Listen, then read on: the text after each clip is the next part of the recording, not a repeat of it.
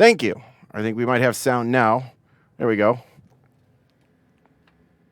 Let me turn that down. Like I was saying, it's been a little while since I've gone live on multiple platforms. I want to make sure that I'm synced up with everybody.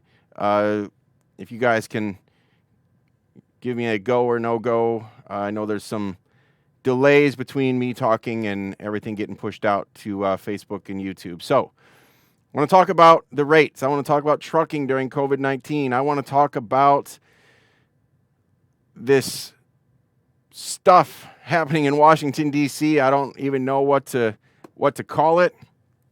We're live on YouTube. We're live on Facebook. Please share these out on both platforms. I'm seeing the comments come in. I also would love some callers, so please call the number. I've got it at the bottom of the screen, 917-889-9924. It is Sunday night, the 3rd of May. We have a group of truckers in Washington, D.C. right now. We've had protests in El Paso. We've had protests in Houston. We've got protests going on in Chicago, all about the rates. I really want this in the rates and lanes group. I can't even tell what groups we're in. I'm going to give it a little bit of time. We get some people on here. Let me see if I can make sure we're good on YouTube as well. Looks like we're good here on YouTube. All right, so we got both of these going. Again, we're also streaming live on Blog Talk Radio. Looks like we might be buffering, but we're going to keep pushing forward. I want to talk about these rates. I want to talk about this overwhelming majority of people that are telling me that brokers are taking an unfair share. Brokers are taking advantage of truckers. Truckers are getting the short end of the stick. Let's talk about that. Call the number at the bottom of the screen, 917-889-9924. I'm going to try to get some of you guys that are very passionate about this. I want to hear what you think we should do about it. I want to hear what your solution is. You can tell me what you think the problems are, and I want to tell you my opinion on how it's working. And maybe we can shed some light on what's going on. Maybe you guys can convince me that brokers are taking too much. I'm of the opinion that that's not necessarily the case. Maybe there are brokers taking a lion's share of the pie right now. Not going to dismiss that. That's a possibility. I don't necessarily think that's a bad thing. And I would love for somebody to give me a phone call and tell me what you think. You tell me why I'm wrong. And we'll talk about that. Looks like we have at least one caller on. If you call the number, 917-889-9924. You can listen live if you are driving. You don't have to watch the video. If you are driving, you can listen to this on the phone as well. Call the number 917-889-9924. And if you are listening to me, go ahead and press number 1. That's the same as raising your hand in the classroom. Press number 1, and you can, I'll get a little light on my screen here, and I'll bring you on the air. I don't have a call screener tonight.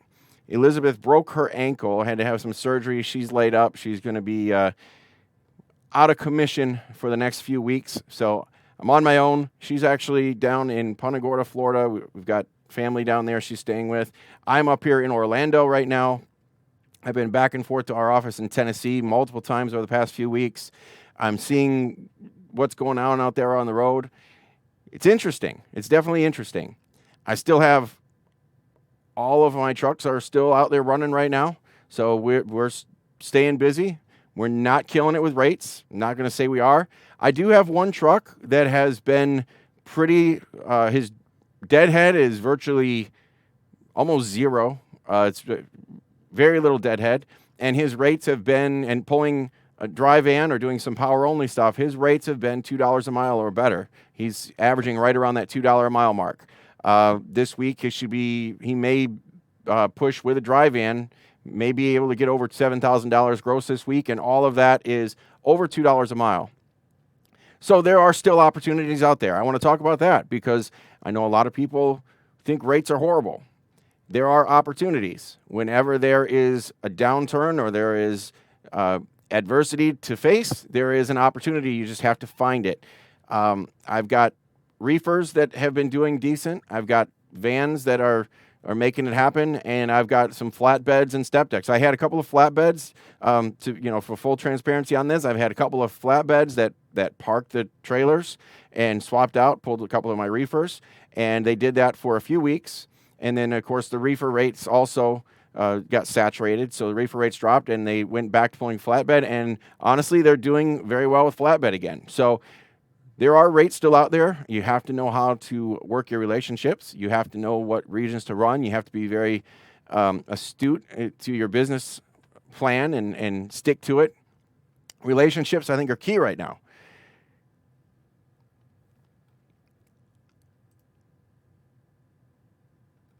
Let's see. I've got some comments coming in. Like I said, I've got multiple streams going here. I've got Blog Talk Radio, YouTube, and Facebook.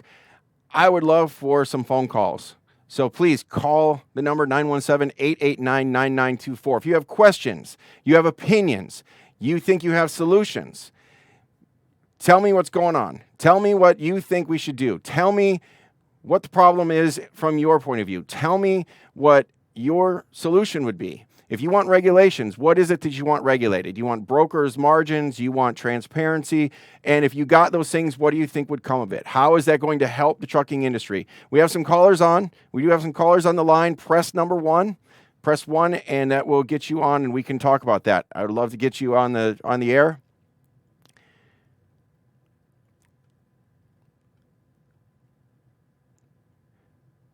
Sean said you're on hold. You're going to hear me if you get on here. Go ahead and press 1, and that will bring you on.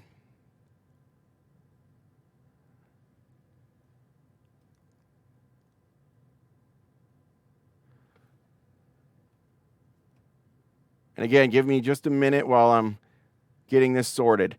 But I want to hear what you are seeing out there for rates. Okay, I got a couple people with their hand raised here. We'll get to that in just a moment. Oh, we got a few people. Let's get to the phone calls. Get right to the phone calls. I'm going to go down the list from top to bottom, from who called in first. Bear with me. Let me dial this in here. All right.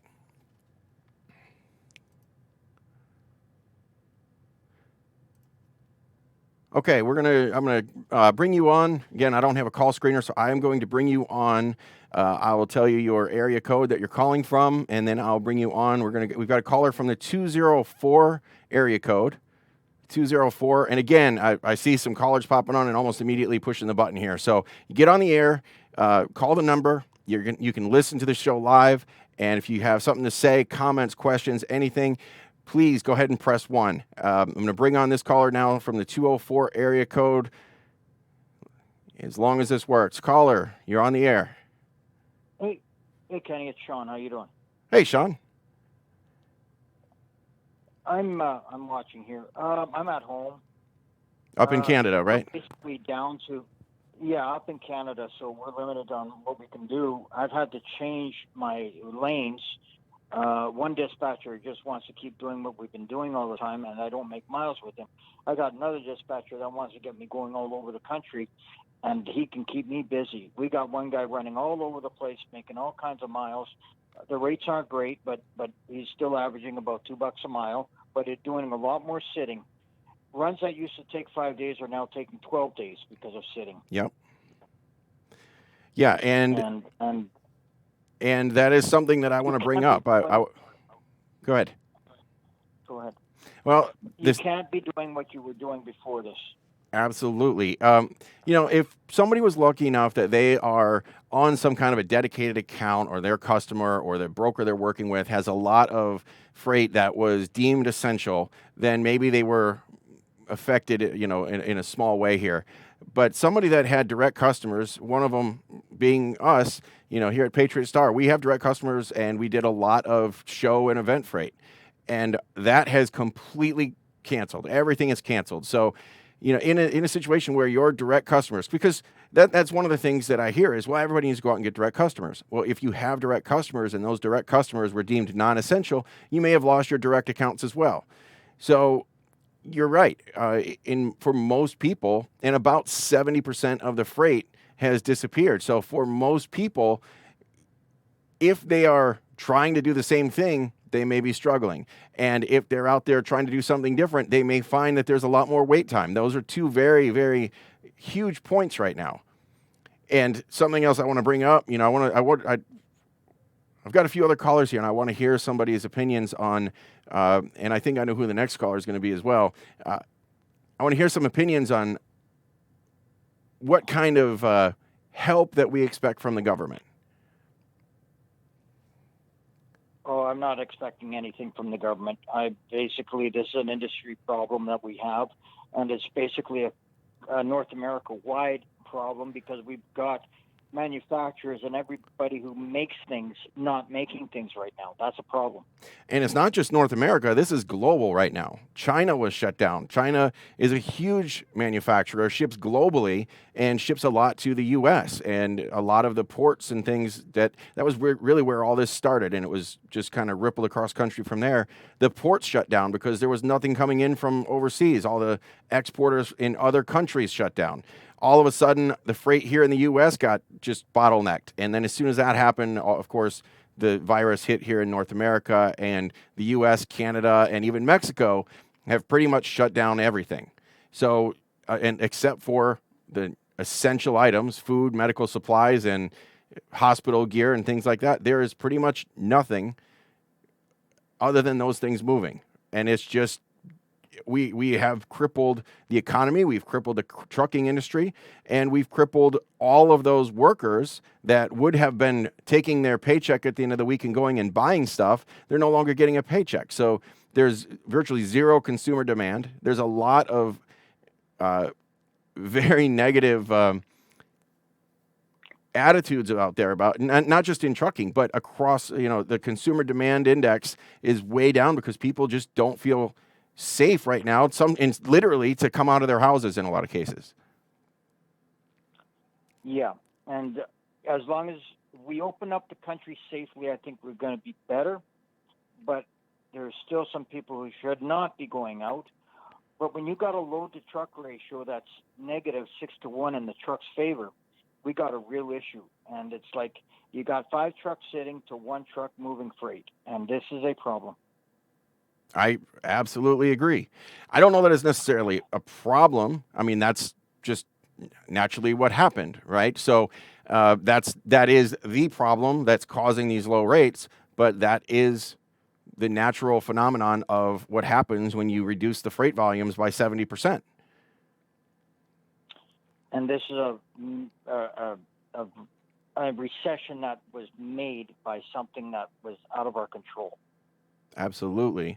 And not necessarily just the virus, but the government stepping in. I think everybody's pointing fingers.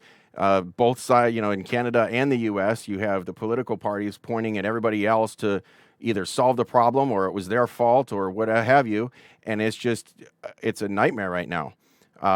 And truckers are upset, but so is everybody else.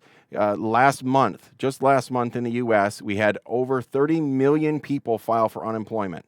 All of those people are completely out of a job. They're not worried about low rates. They don't have a paycheck at all. 30 million people. Now they're trying to ask the government for unemployment insurance help, ask for some kind of a handout because they lost everything. And in normal situations, if a company closes down, economic disasters and so forth, those people could go look for another job. But they can't do that right now. There is nowhere else to go because everybody's shut down. Yeah. Okay, thank you very much, Kenny. Appreciate it. Thanks, Sean. I appreciate it. And it was good to hear from you. It's been a while. All right. And pardon a few delays here. Again, I think I know who the next couple of callers here. We do have a caller on. If you're on the line and you have a question or you have a comment that you want to bring, press number 1. The next caller is from the 239 area code. And let's see. Okay, caller from the 239 area code. We're going to bring you on. Go ahead. Hey, Kenny, you there? I'm here. How's it going today? Good. Is this Richard? Can you hear me? Hello? Yeah. I can hear you. Hello. Hello? It sounds like we may have an echo in the background. If you're watching it on YouTube or Facebook, kill that stream and just listen on your phone. Yeah, I killed the stream. It was just the volume on my phone that was down where I couldn't hear you. Got it. Sorry about that. Kenny, yeah, you're right. It's Rich. I'm annoyed about several things. First and foremost, let's start with the obvious. We're running our tails out here, keeping the supply chain going at this point. We're giving everybody else the handouts and the emergency runs that are needed in order to do this. They're not keeping us safe.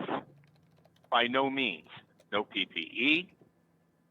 I see small little bottles of hand sanitizer at all the travel stops right now after what has been done. And they're selling them for $7, $8 where you can get them at Walmart on a better day for like about $1. But I digress from there. Reason number two, I want to know your opinion about two things. Number one, do you feel that what Rick Santiago has brought to the table is legit as far as, you know, the emails and that phone call from that woman stating that the large brokerage chains are keeping the lion's share for themselves and admittedly, you know, taking money out of the carrier's pocket? And number two, what are your thoughts instead of regulation, because too much regulation is never any good, setting up a minimum wage rate for the freight industry as like a regular hourly wage for like a 9-to-5 employee? Okay, so your two questions are, what do I think of Rick Santiago that's kind of organized this protest in D.C., and what would I think of a minimum wage for freight?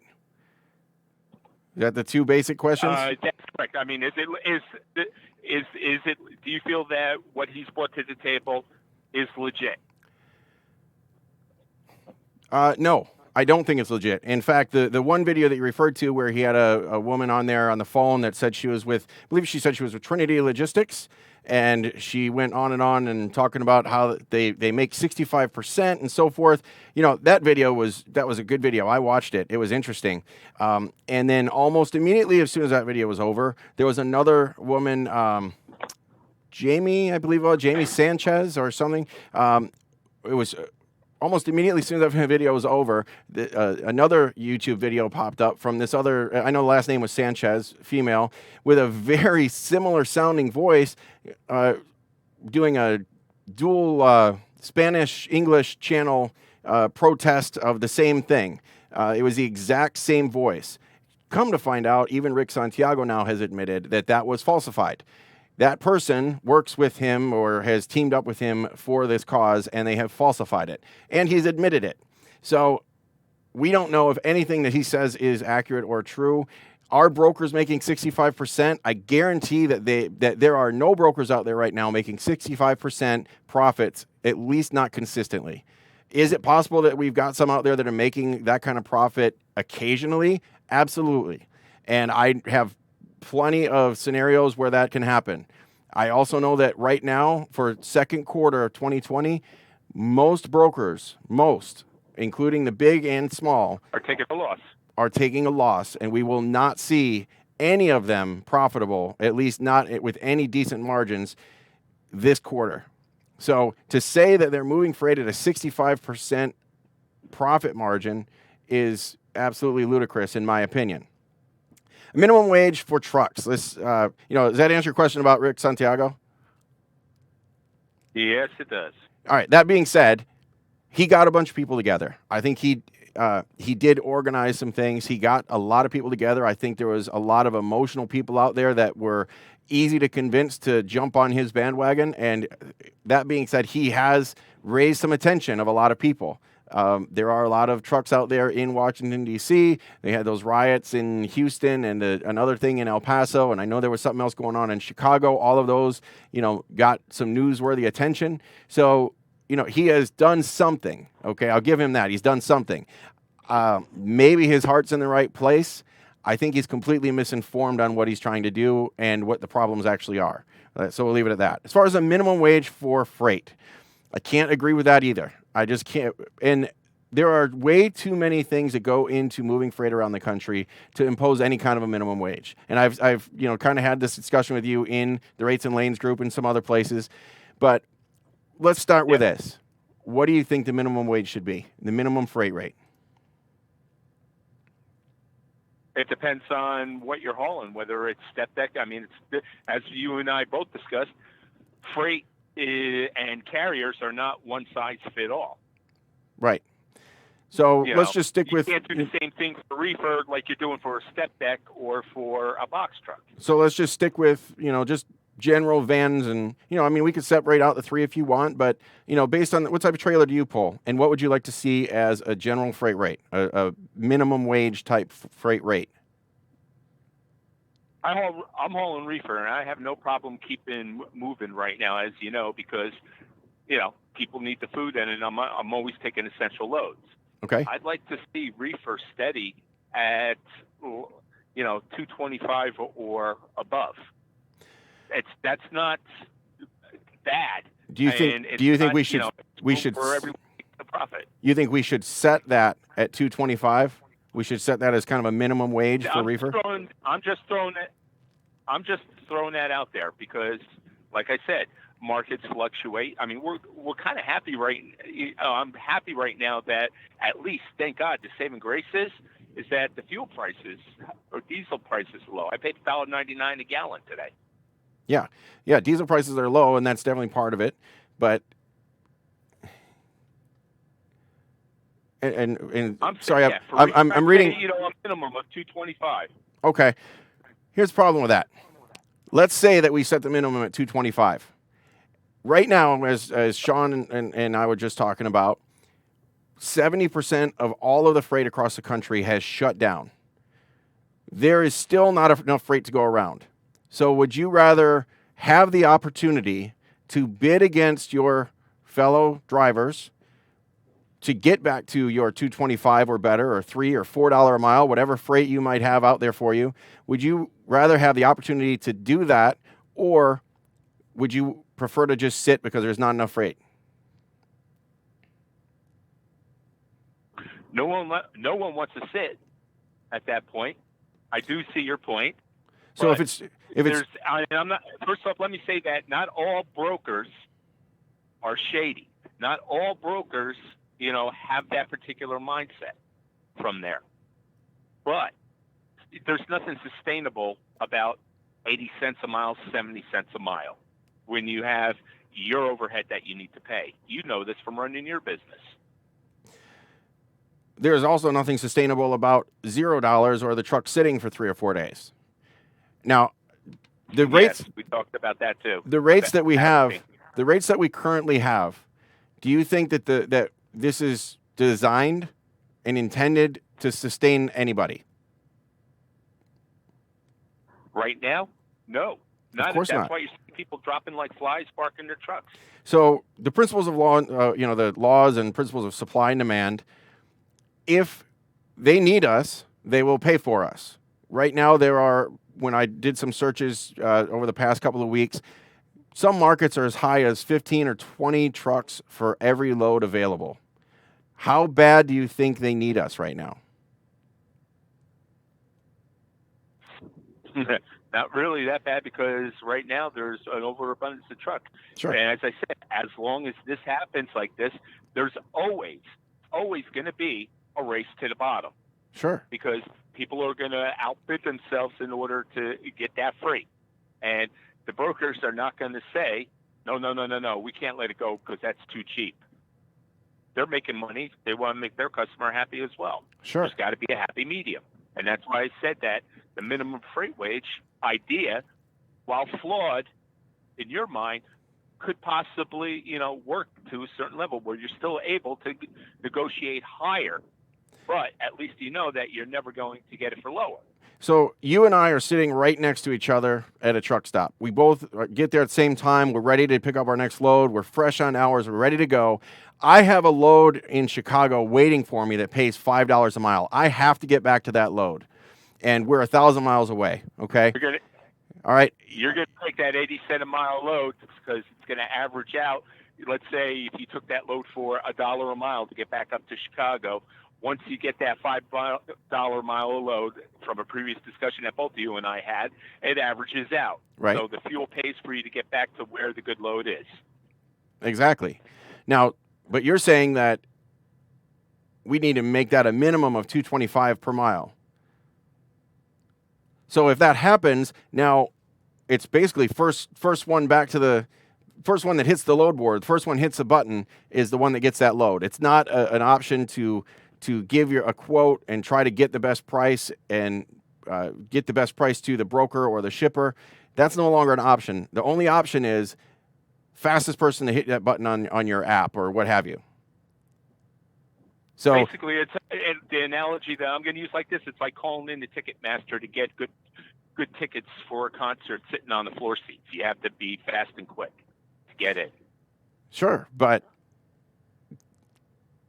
on the big picture of this, okay, if we look at the economic impact of that, there is an option for a carrier or a shipper rather, or a broker, either one, to move that load at a lower rate.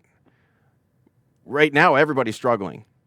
Would you feel comfortable telling somebody that lost their job 4 weeks ago that you are going to get a minimum rate to move a load, and their groceries at the store might cost more long term because you want a minimum rate, and we no longer want to leave the supply and demand option there, and we want to have a lot of trucks sitting around doing nothing just in case. Is that what we're going to do? Like I said, flawed, but maybe some, at least it's like an idea. I can definitely see your side. Right. And all I'm doing here is and for everybody listening, I want people to think about the bigger picture of all this. So we do have a couple more callers on. Rich, did you have another point you wanted to make? Not at all. I'll talk to you soon. You have a good day, and my best to your wife. Make sure you recover quickly. All right. I appreciate it. Okay. Shannon made a comment here that if I would have titled this video that it's about the scumbag freight brokers or what have you, then I'd probably have 1,000 views. That's what this is about. So you guys go out there and share this video or make some comments. Let's talk about the scumbag freight brokers now. Got another caller on from the 910 area code. A couple other callers on the line. If you're on listening to me here, press number 1 if you have a comment or question, and that'll raise your hand when you're ready to say something here, and I'll bring you on. Caller from the 910 area code. Again, we are streaming live on YouTube. We're streaming live on Facebook and on Blog Talk Radio. I want to get your phone calls. Number at the bottom of the screen, 917-889-9924. I'm going to hash out, Rich just asked about what I thought about Rick Santiago. If anybody has any comments about that situation and what's going on out there in Washington, please give me a call. If anybody happens to be there, if somebody is in Washington or has been there over the past couple of days, I'd love to hear a report from live on the scene. Let's hear what's going on, and I would love to hear what the overwhelming majority and thoughts are of the people that are participating in that. Caller from the 910. And again, any callers on, press number 1 if you have a question or comment you want to add. And caller from the 910 is coming on now. Caller, are you there? Yes. Yes. Go ahead. Yes, You're live. Okay, thank you. Basically, there's so many things going on here, and then you even bring it up, Rick Santiago and all that. I don't know if I can address all of it, but long story short, anybody that's saying like that it's all about the freight brokers, the evil freight brokers or whatever, I just think that's ridiculous because, our country is a lot of things, but it's a capitalist nation and everything goes with supply and demand. And we're freight light and truck heavy. And it just comes right down to, like you said, 15 trucks sitting waiting for freight. It's their market right now. They don't have to pay top rates or anything like that. Asking the government to step in, like I think our nation is growing sicker and sicker because of that. Like actually coming in and saying, okay, the government needs to step in and fix this. we should know by now the government really doesn't fix anything. It's up to us to fix our industry and fix what we're doing. I think some of the same people complaining about rate are some of the same owner operators and drivers that don't even know what their cost to run their freight is. You know, like if you told them what's your minimum amount that you can run for, they wouldn't have an answer to that. You know, most people can only spit out like $2 a mile. So when the guy said 225, I was like, yeah, I saw that coming. You know, but at the same time, you know, we're in a private sector here. This isn't government jobs. You know, we don't want the government stepping in and telling us, you know, what we should run for, what the brokers should be able to make. You know, the brokerage knows what their margins are, and basically it's supply and demand. If someone's not going to pay you enough for you to run, you shouldn't take the load. And the thing you said earlier about the $5 a mile freight, I think I get your point, and I use extremes sometimes to prove points as well. But you know, I don't think there's any $5 a mile freight out there, period, right now. So you know, basically, if you could get to a $2 a mile freight, but maybe you got a direct customer coming out of somewhere, and you can do $2 a mile freight with them. But then you have to take, you know, $1 or 90 cents a mile to get back to that. That's pretty much the nature of where we're at right now. But I mean, asking the government to fix it or asking them to step in, and even saying like giving us like PPP or unemployment and stuff, we're in this as a nation. And to me, I heard the other day that people smarter than me that know more about statistics and money and everything, they made the statement that the majority of the United States, like 50% of us even pay taxes. You know, the middle class even pay taxes. So, you know, there's a large portion in this country that don't even pay taxes that we're still getting stimulus checks as well. So that $1,200 that some people got actually cost taxpayers like $16,000 for that to happen. You know, and then they're talking about even coming with a stimulus behind it. I mean, all of this is breaking us as a nation and as an economy.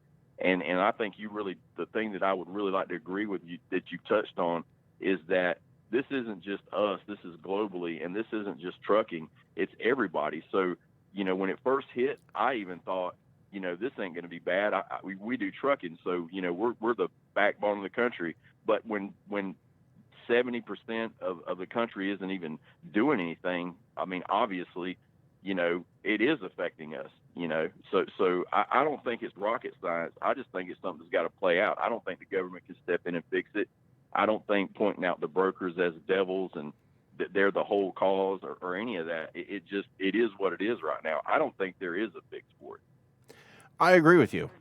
You know, there's really nothing the government could do to step in and fix it. Yeah, they could mandate some minimum rates or what have you. That's going to have a very negative effect. Right now, we have people out there that don't have jobs. You know, my real opinion of what's going on there in Washington with all these drivers that say their rates are too low, I think it's a slap in the face. It's an insult to those 30 million people that don't know how they're going to buy their meal tomorrow, right? Those trucks are owner-operators, and if they don't like the rates, they're business owners. They should have saved for rainy day. Now, granted, this is, it's impossible to plan for something of this magnitude. Okay, I get it. But to me, it's an insult to those people that are sitting at home right now. And they're looking, and this is why I don't think that now is a good time to do this kind of a protest. Those people are sitting there crying because they're watching their kids go without a meal this week because they don't have a paycheck, and they won't have a paycheck probably for weeks to come because some of these governors are holding off. So still some states are pushing off till June to reopen, and the states that are reopening are doing it in phases, and most people are not going to go back to work for a couple of months still. They don't have food to buy anything, let alone anything extravagant. And here we are complaining because we still have jobs, but we don't think we're getting paid enough. Park it. The rates are there. The rates are they pay you if they need you. The rates reflect how much they need us right now. So this nonsense about we should get hazmat or hazard pay and so forth, you're getting hazard pay. You have an option. You can take $1 a mile as hazard pay, or you can sit at home with all of the other unemployed people because that's what you're getting paid for right now. That's what the rates justify.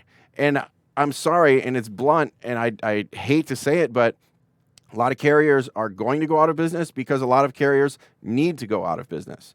We've had, before this pandemic hit, we had an abundance of trucks nationwide.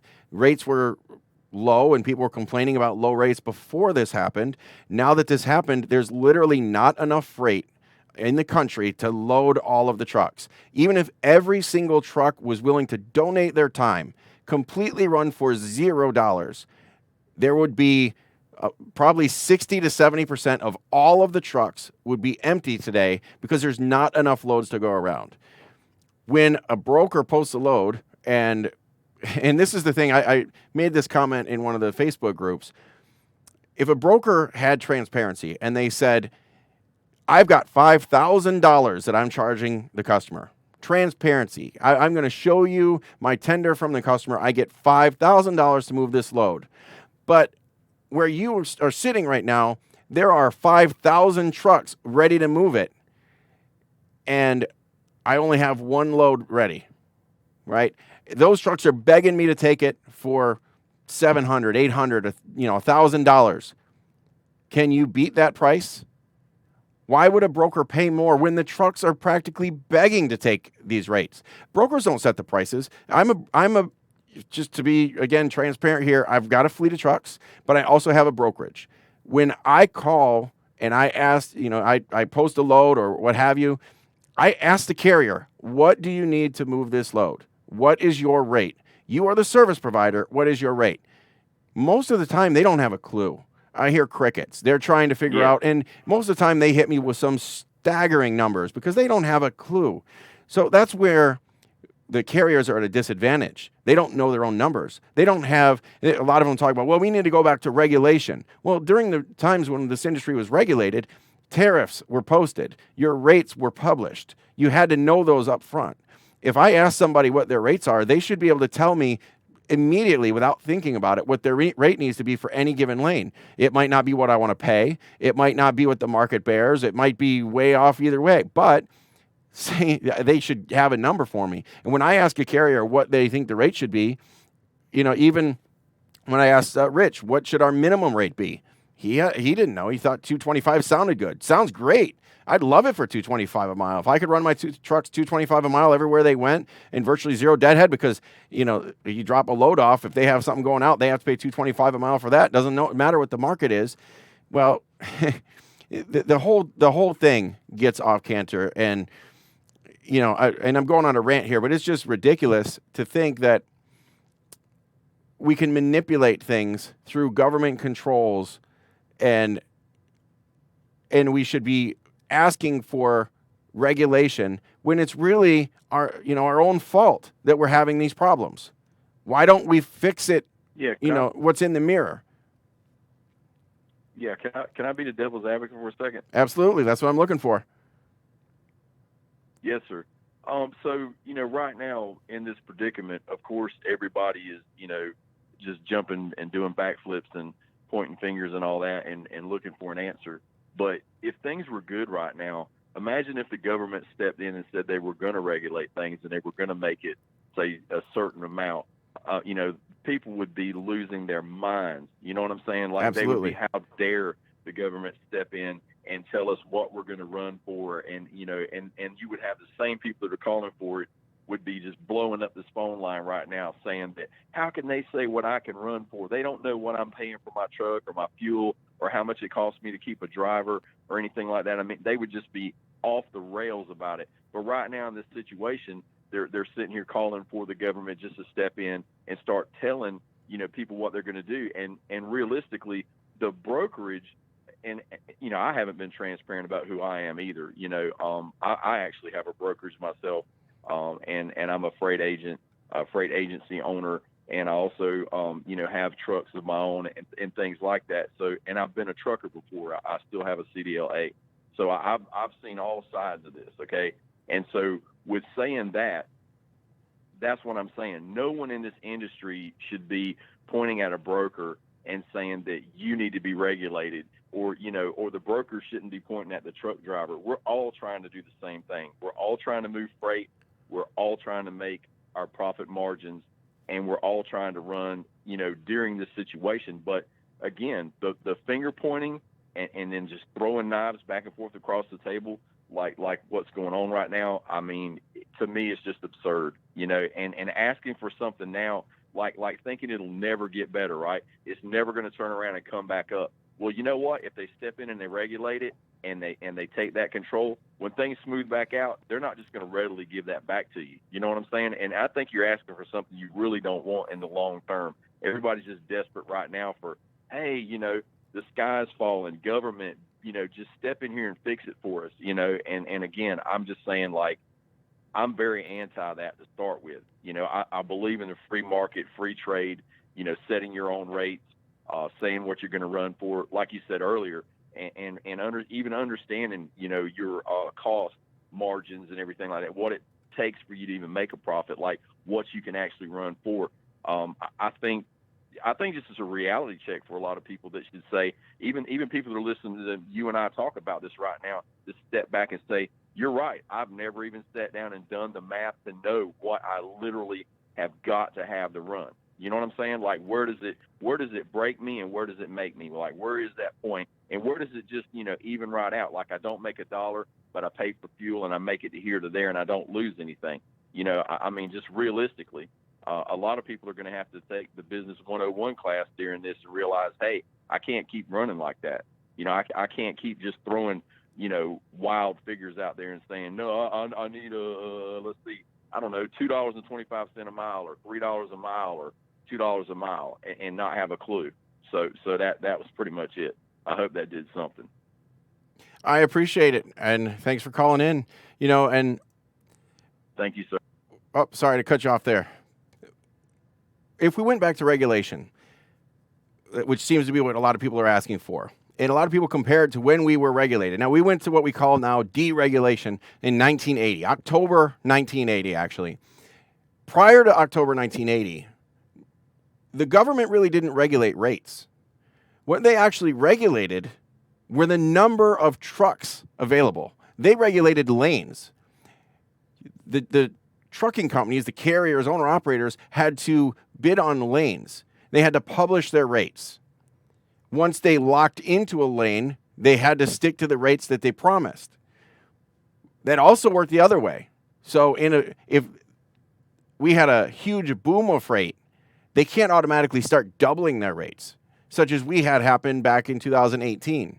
We had a huge surge of the economy in 2018, which is one of the reasons we had so many carriers go out and get started, and owner-operators coming from different industries. Because of supply and demand, rates are there. It makes sense. Come in from other industries. I had people that came and signed on with Patriot Star, my fleet. And they came, I had a crane operator. I had somebody that came from, he worked as a local, I guess a Coke or Pepsi distribution company. And he came on and he wanted to go over the road. He bought a truck and became an owner-operator because the rates justified it. They wanted that money.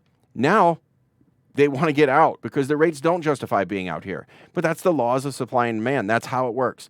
I've got a lot of callers on. I've got a caller from the 906 I'll bring on next.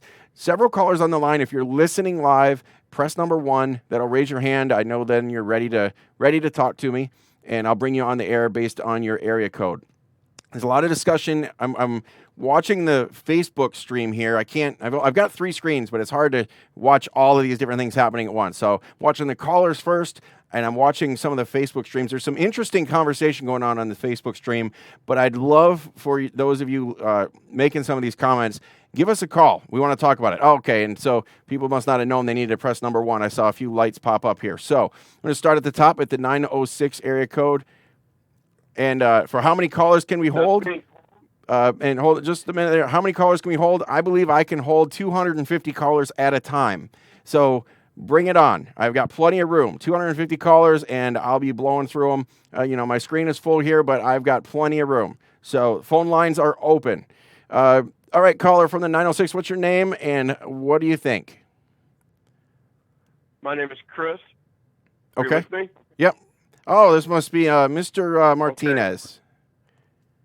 Yes, sir. Thank you. Thank you for having this conversation. This is awesome. I'm walking into a Walmart or a grocery store, and I'm seeing the shelves bare. Yep. This tells me that there is a scarcity that the load is not getting from the manufacturer to the retail. Correct. Okay. So that's one thing I've got to say. No. Go ahead. Keep going. That's what I'm saying. Well, I'm just curious. Could that be a broker issue? Could this be a rate or revenue issue? It's not a revenue issue. It's a supply chain bottleneck issue. For example, I mentioned that I was just in Tennessee. I've been back and forth. Oh, Elizabeth broke her ankle in Tennessee. We had to rush back down here to see a specialist back here in Florida. And then I had to rush back up to Tennessee to our office up there. Not too far from where our office is, there's a paper mill. That paper mill makes cardboard boxes, and they make, like printer paper, and they make toilet paper and paper towels and all that kind of stuff, right? They make the tissue paper, and they make it in the big rolls, and then they ship it off to other manufacturers that package it and so forth. They have a certain capacity for how much they can make, and they have basically laid off half of their employees because they don't need cardboard boxes right now. All they really need are the paper towels and the toilet paper, and their ramped up production is to full capacity, everything they can do. But they can't keep up with the demand right now. When they ship it out, it gets to these warehouses, and the same thing happens there. You have warehouses that are running, in some states have restricted, while warehouses have been deemed essential in almost every state, some have made it so that you have to operate at 50 or 25% employee capacity. So the warehouse is still there, but they can't get trucks in and out fast enough. And it's really not rates. It's getting the trucks moving, getting the supply chain moving. The supply chain is broken, and that the longer these shutdowns go on, and thankfully we're starting to see some light at the end of the tunnel with a few things starting to open up. I hope everything opens up soon, but the longer we stay shut down, the worse this is going to get. When we see these meat manufacturers shutting down and so forth, there's no meat on the shelf right now, right? Now you're seeing the meat manufacturers shut down. Now Trump went through and said you cannot shut these plants down. Well, that's all very well and fine, but if everybody there is sick, they can't come to work either. So you don't have a choice. So now we have meat plants that are operating at less than 100% capacity, and the demand is there. And there are companies, like I said, that paper mill. I know they transitioned, and they are making as much toilet paper and paper towels and so forth as they possibly can. And it would take a long time to retool, and they know that by the time they retool, it's not going to be, a big demand anymore. So they're doing everything they can to keep up. It's just the supply chain is just a little bit bottlenecked. I appreciate that. Can I say something? Yeah, sorry, I kept walking on you. Go ahead. Oh, you cut me off.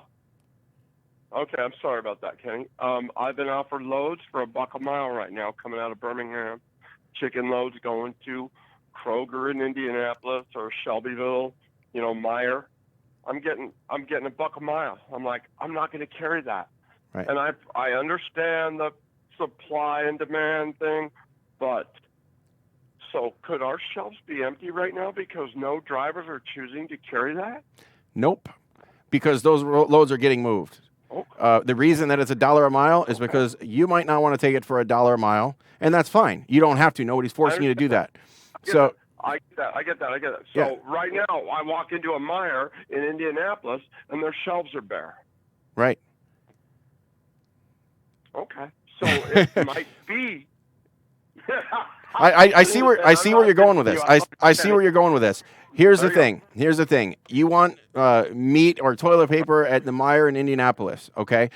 And the trucks, if you go to the meat plants, or you go to the toilet paper plant, or wherever, there are trucks. The biggest problem, one of the huge problems we have right now, is detention issues at the various shippers and receivers. I think it's different. I think it's carriers not wanting to move the load for that rate. No. See, here's the thing. Here's the thing. What? If it's $1 a mile and you don't want to move it, you pass on it. The next truck says they'll either take it or they won't. And right now there are hundreds of trucks waiting to take that load. If the broker can't move it for $1 a mile, guess what they do? $1.05 a mile. And then if that doesn't work, $1.10 a mile, $1.20, $1.25. I like that. That is our system, and I like it. Right. Thank you. I'm gone. Okay. All right. Thanks, Chris. But, and that's what happens. So are the trucks still moving? Absolutely. Trucks are still moving the freight, and they're moving at this $1 a mile or $1.20, $1.30, whatever it is, whatever it is, I know it's too cheap to operate on. I get it, but it's getting done. The loads are getting moved. If they weren't getting moved, especially these essential loads, the rates would go up, and the rates will go up until they get moved. So if they really needed a truck, they will move them for $2, $3, $4, $5 a mile. Matter of fact, I had some opportunities last weekend to move some freight out of Florida, and it paid over $3 a mile going up into, it was all the way up into New York. But it was over the weekend. The broker couldn't find anybody to get it done fast enough because it was a situation where it was last minute, had to go hot load, which is hard to come across these days. But on a Sunday afternoon, they called me and asked if I had any trucks available, and they were willing to pay handsomely to get it done. The loads are still out there. When they need a truck, they will pay for a truck. Right now, there are so many trucks out there that somebody's willing to do it for less than you. If you're not willing to do it for $1 or $1.25, whatever your rate is, they'll offer to the next truck. And if that truck's not willing to do it and they go through the whole list, they'll raise the price. That's just how the supply and demand market works. The price will justify somebody to do it, and the price will go up until somebody bites. We do have some callers on the line again. If you're on the line listening, I haven't had this many callers in quite a while, actually. Of course, I haven't been doing this show in quite a while either. But if you're on the line listening, go ahead and press number 1 if you have something to say. I've got several people here. Caller from the 540. I have a few other points that I want to bring up. Oh. Okay, caller from the 904. I lost the 540. Caller from the 904. Hey, this is Luther. Hey. Luther. Yeah, I've been hearing a lot of people saying, I really think this gonna shake out a lot of people. Yes. At first, I was against $1 a mile and things like that, but when I got in a couple of years ago, I took my time. I didn't jump in no $3,000 a month, and that's who mostly complaining. That's what the truckers are asking for is a bailout. A bailout. So if everybody get $2 a mile, that means anybody can get in the trucking game. Right. Anybody can get in.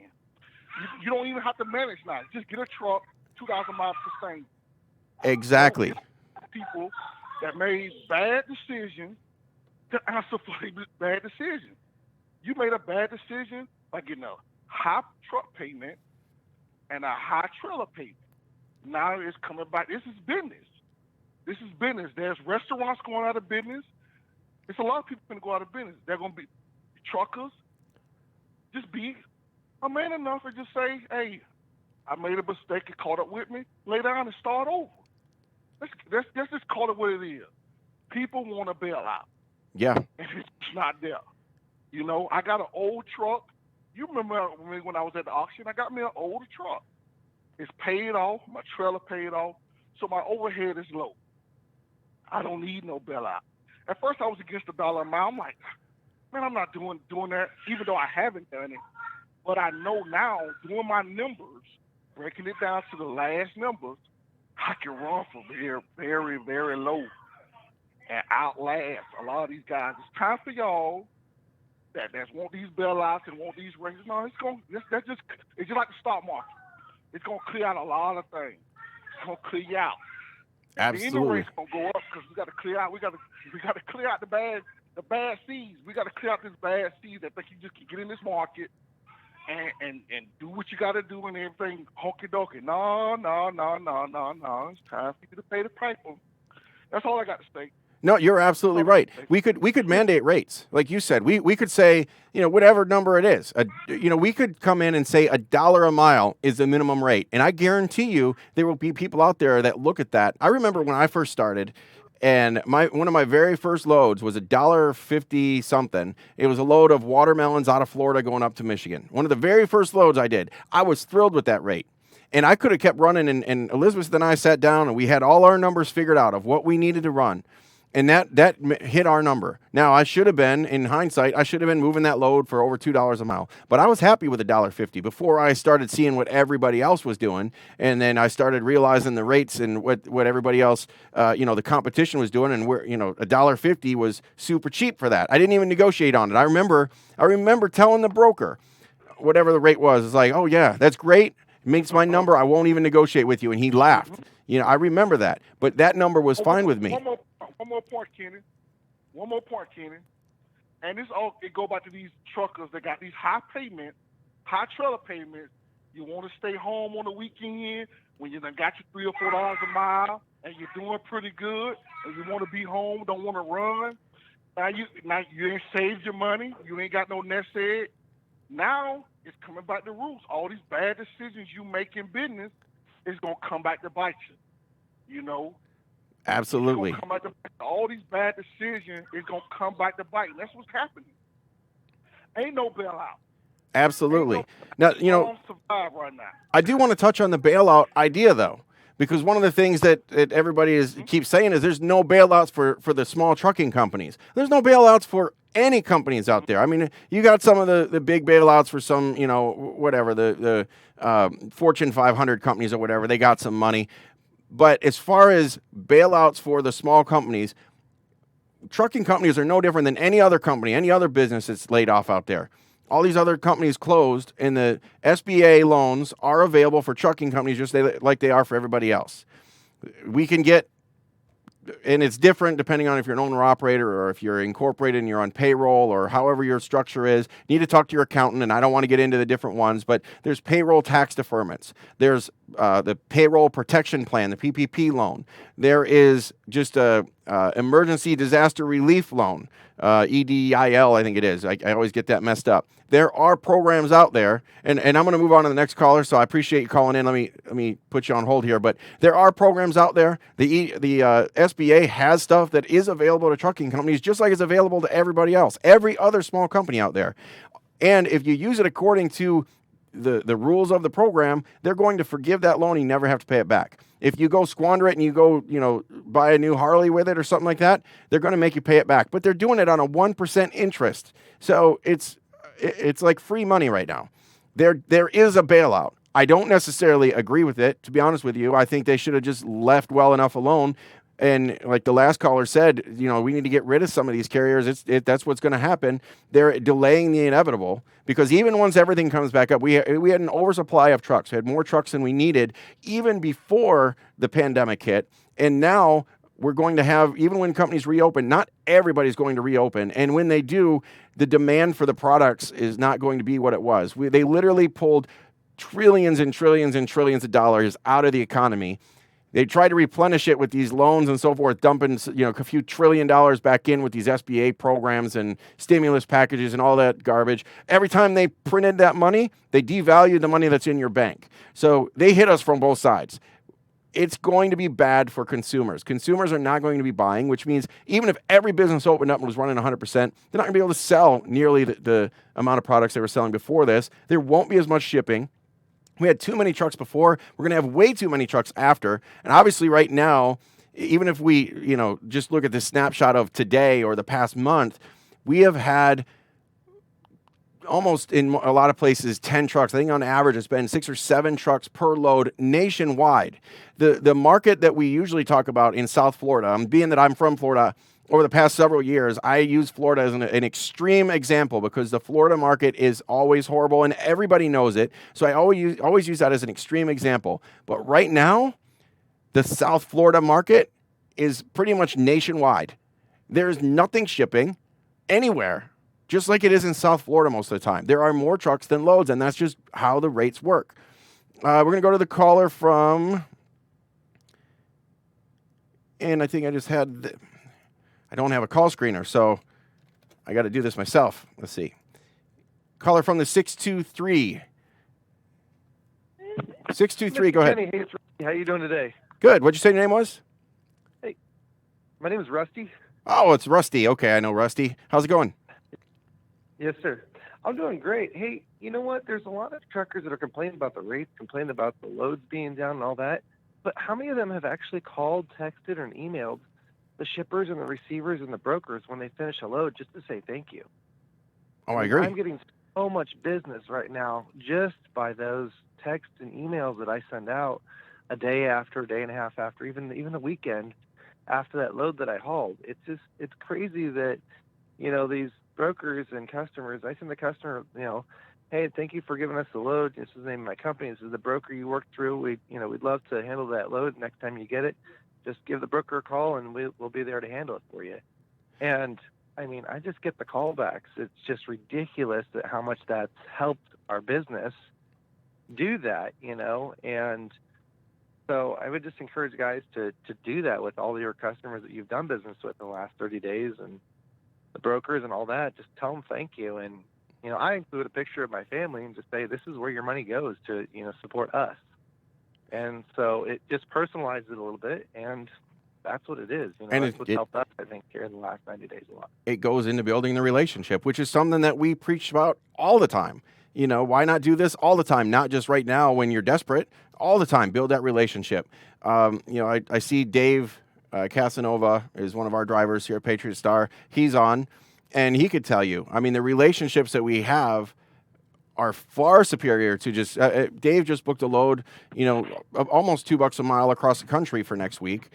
And nobody else is getting that kind of rate right now. And it goes back to somebody that he's worked with before, and it's a relationship. And he wrote an email and said, you see the quality of service that I provide, and if you give this load to somebody else, you will have problems. And sure enough, she gave him the rate near almost identical to what he was asking for. Haggled a little bit, but, almost double what some of the other rates are going for across the country.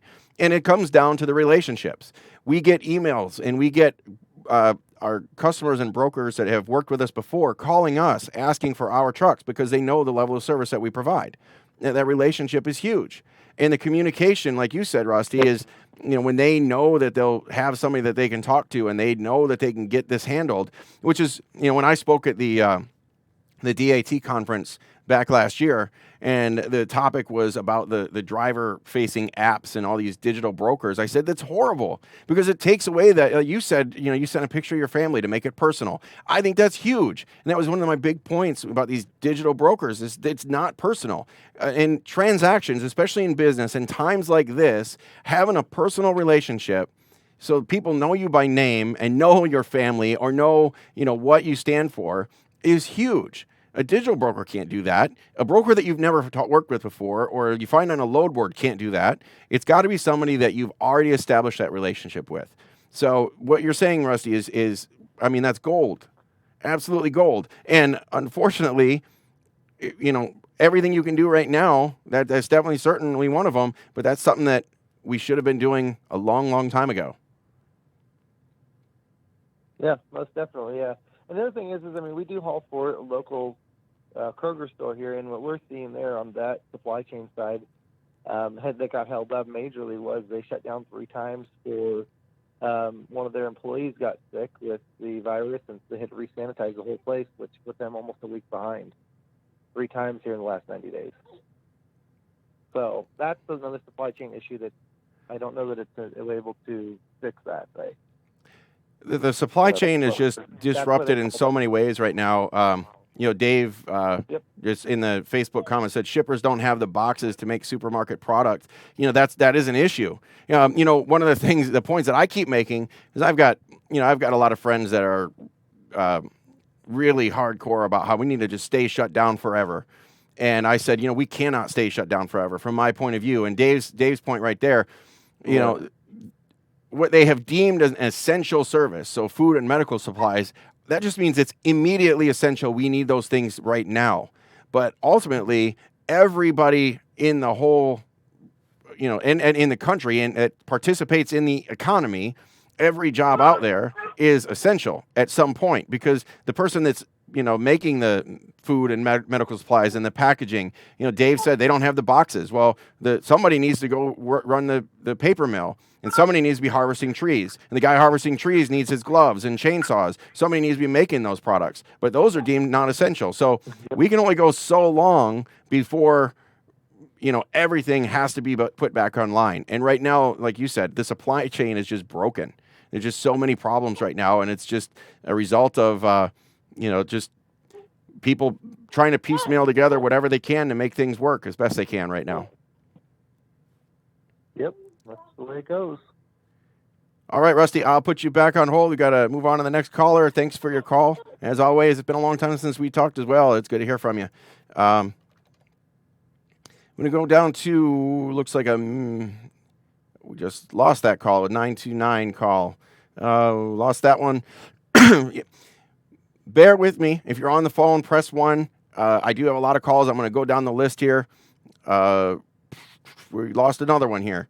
Bear with me. I will get to everybody. The 540 area code. Go ahead. You're on the air. Yes, hello. You Hi. there, Mr. Long? I'm here. Go ahead. What can I do for you? What are your thoughts? All right. By the way, my name is Angel. Hey. I'm out the 540 Virginia area. Okay. Listening to your show, listening to Mr. Santiago and all them guys that are over there in D.C., my honest opinion is we ourselves as truckers that created this monster of these low rates. The reason why, because everybody is out here cutthroating each other. If they wouldn't have never done that from the beginning, I think the rates would have stayed where they were. But at the same time, some of us got families to feed. So, of course, the 88 or 90 cents or $1 rate a mile, those truckers that need the money, they're going to jump on it. Does it cost a lot of money to keep this machinery up and running? Yes, it does. But at the same time, I think a lot of these others truckers have created this monster, and that's why we're at where we're at today with the rates of falling. Absolutely. I agree with you. It is a self-inflicted wound here. Yeah, and like the one fella that was on there before the last 2 calls, like he said, his trucks paid for it, his trailers paid for it.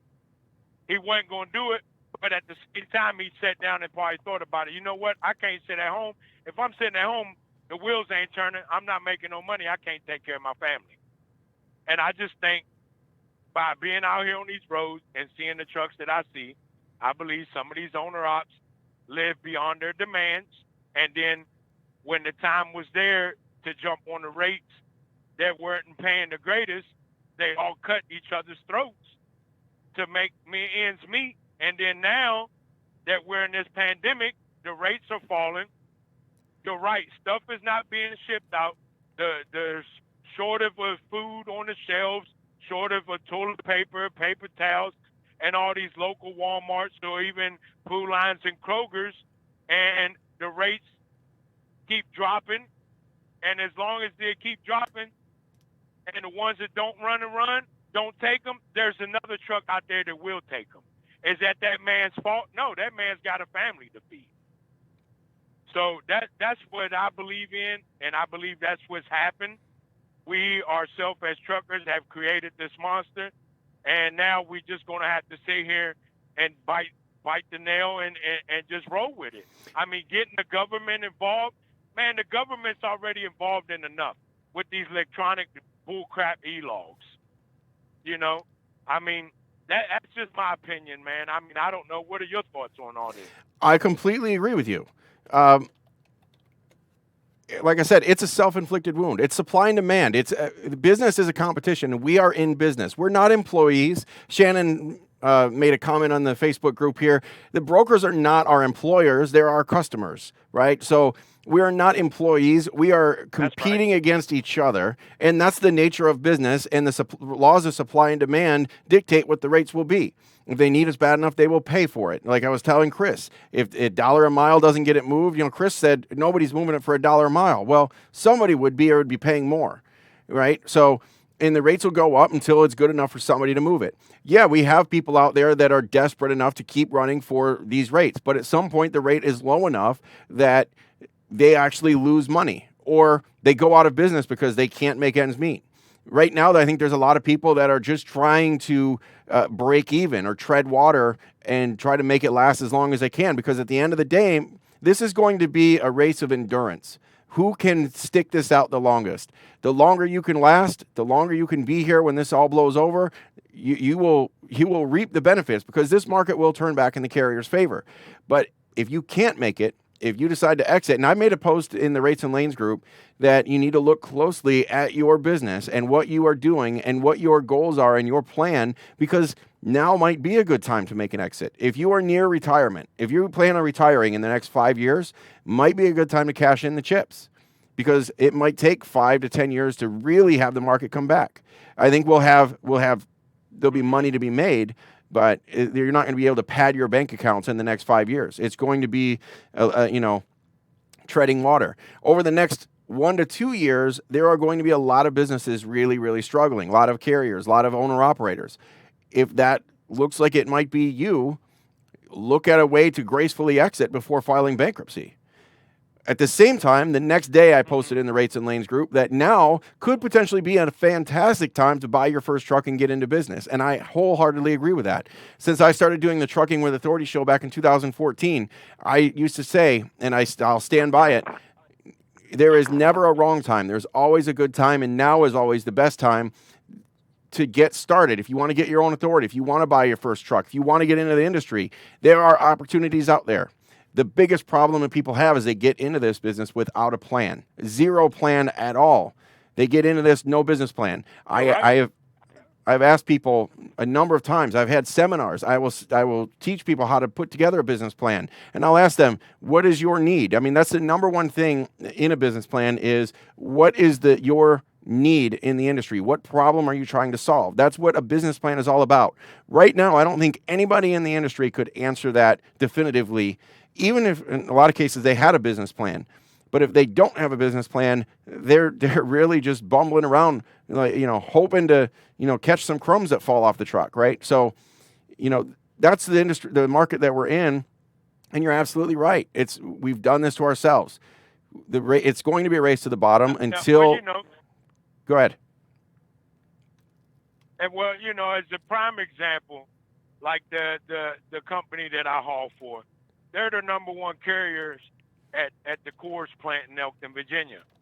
And we used to get 100% fuel surcharge. Well, when this pandemic kicked in, I started seeing something different. So I make a phone call and just ask, what's going on with the fuel surcharge? We could go up, load it, and come back empty. And we was paid 100%. Didn't matter. If it was empty or loaded, coming back home. Now, they have switched things up, and there's no more 100% fuel surcharge. So now it's what they call wholesale price. But, okay, we can't get it at a wholesale price at the pump. But what I've noticed is a lot of the guys that haul for the same company I haul for, they're all crying and complaining. Oh, well, they took the whole 100% fuel surcharge. Okay, but we didn't know this was going to happen. So hopefully you put money away. So for the runs that you were getting, and just for an example, you were getting paid $3.75 for fuel to go up and come back. Well, now that's gotten cut in half. You're only going to make $2.50 or $2.45. But the whole time you should have been putting away, because you don't know what's going to happen the next day in this industry. That's how I believe this industry works. Every day is differently. So, like I said, I think ourselves as owner-operators, it was great at one point, and then we created this monster by cutting each other's throats of taking the load for $200 or $300 cheaper. I've seen it in the area that I live in with a lot of Hispanic truckers. They all went to one company. Now there are none of them there. Why? Because the rates got cut in half before any of this pandemic stuff happened. People started running away from that carrier to another carrier because they cut each other's throat by saying, well, if he's going to take it for that much, well, I'll take it for $200 cheaper. What do you think that carrier's going to say?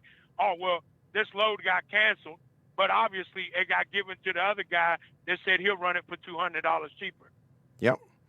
That's exactly what happens. And it happens, you're talking about a bunch of owner-operators that sound like one carrier, it sounds like, but that happens across the country. like I said, if you had a broker that said, I've got $5,000 in this load, but I've got a bunch of trucks willing to move it for 800 or 1,800 or whatever, and they're making 50, 75, 90%, what are you going to do as a carrier? What are you going to do? It doesn't matter how much the broker makes. The carrier is the one setting the prices. That's right. That's right. Like I said, Mr. Santiago and all them guys over there in DC, hey, I appreciate that. They're awesome at what they're doing, but at the same time, they telling, screaming, hey, don't run on Monday, just keep your truck, parked.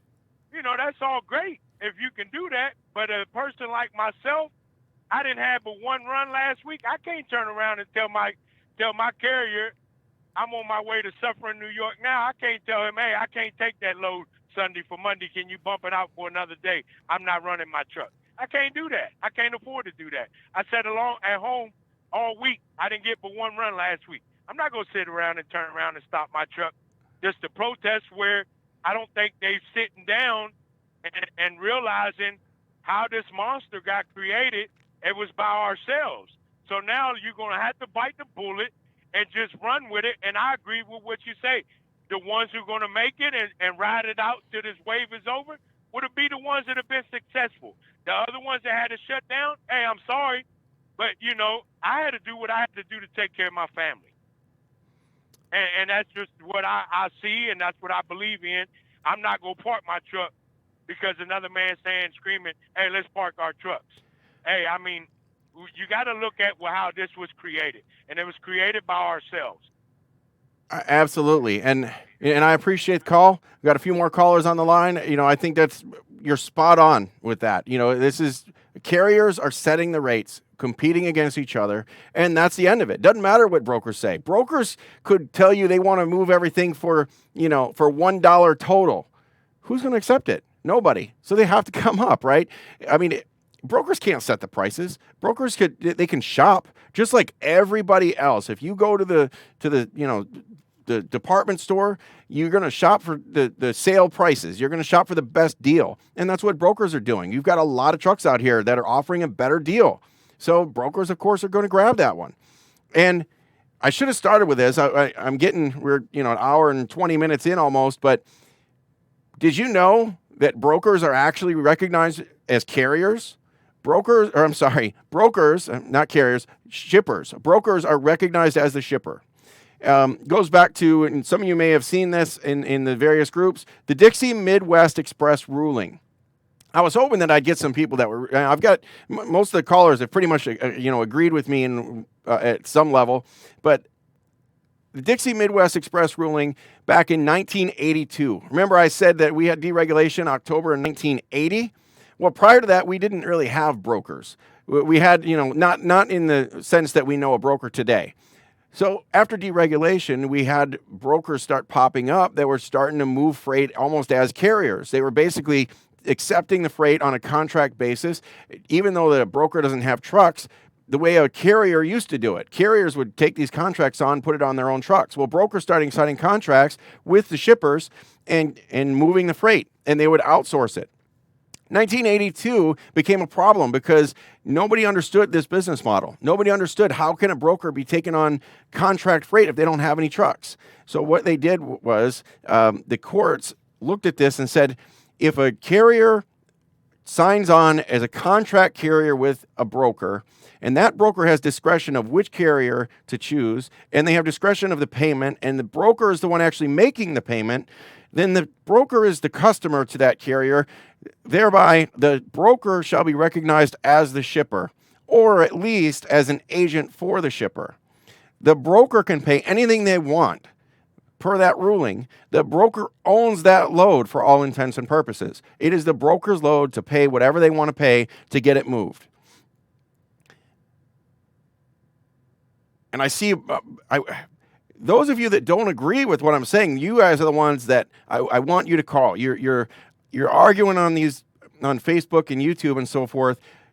Call me. I want to hear what you have to say. Get a couple more callers. We got a bunch of callers on. We have a few more that have already pushed the button here, got their hand raised.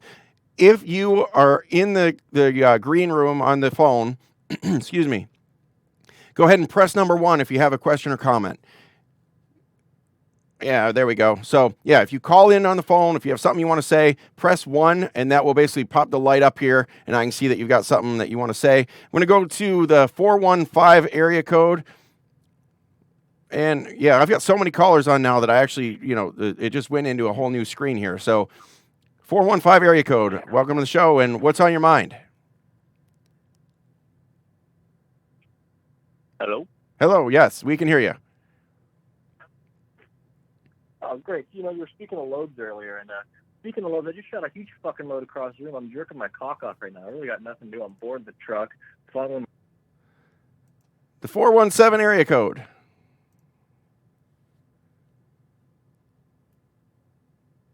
.417 area code.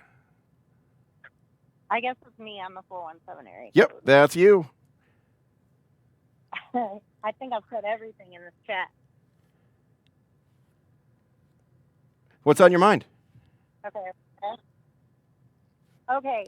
Are we starting with Rick Santiago? I think it's disrespectful that we went to Washington, D.C. right now. Very disrespectful. And I've lost a lot of friends on Facebook because I said that. I agree with you on that. I mean, like, the whole country was hurting, and we went up there and said, look at me, and it was inappropriate and disrespectful. And when people were shown who Rick Santiago was, that he has, in fact, scammed the trucking industry before on a few occasions, they didn't listen to the people that have guided them in the right direction all along. I mean, you didn't say do this. No one, Kevin Rutherford didn't say do this. All of the people that have went out on a limb daily to tell people how to succeed, nobody was saying do this, but we chose to listen to a known scammer and then go to Washington, D.C. and embarrass ourselves. Because if you're going to sit in front of someone and say, and I can just see them, so you started a business? Yes. And you didn't get your own customers for your business? No. So someone else is doing part of your job for you? Yes. And they're not paying you enough from what their part of your job they did? No. It doesn't make any sense. Washington, D.C. isn't even going to understand that. You're acting like, you have a job and that your employer is not paying you. Brokers aren't your job. It's not. I had at one time 7 trucks that I was dispatching. They all came a cookie cutter Instagram. And he said, go buy this truck, use this factoring company, use this e-log, and, use this dispatcher. And I happen to be the dispatcher that he said, and I have no idea why. I don't even know who that person is. But they all did exactly like he said. And there's a million others just like that out there that don't know what they're doing. So your answer is to hate the brokers. And any time that we say, wait a minute, you can do this differently, or, how about looking at this? If you want a guaranteed rate per mile, I'm pretty sure like Prime Inc., they lease on owner operators and they guarantee you a rate per mile. There you go. Because that sounds like what you're looking for, if that's what you need. No one has even tried to acknowledge just looking at another way to do this. I've got shippers in Florida with melons that would gladly, address it every week. How much will you run for me for this week? And then you get out and you come back in. And did they, I signed up trucks last week with them at $1.50 a mile. That was good last week. It's not good next week, but they ran last week. So they're going to run this week at $1.50 a mile. And then we're going to talk about next week, and we're going to go up, to whatever the market is paying. The time it's taking to hate on brokers and to drive to Washington, D.C. and honk your horn and, just be disrespectful to everybody that's hurting. The lady that owns my hair salon owns like 5 hair salons. Her monthly expenses are $50,000. Wow. And she just spent, 42 days shut down.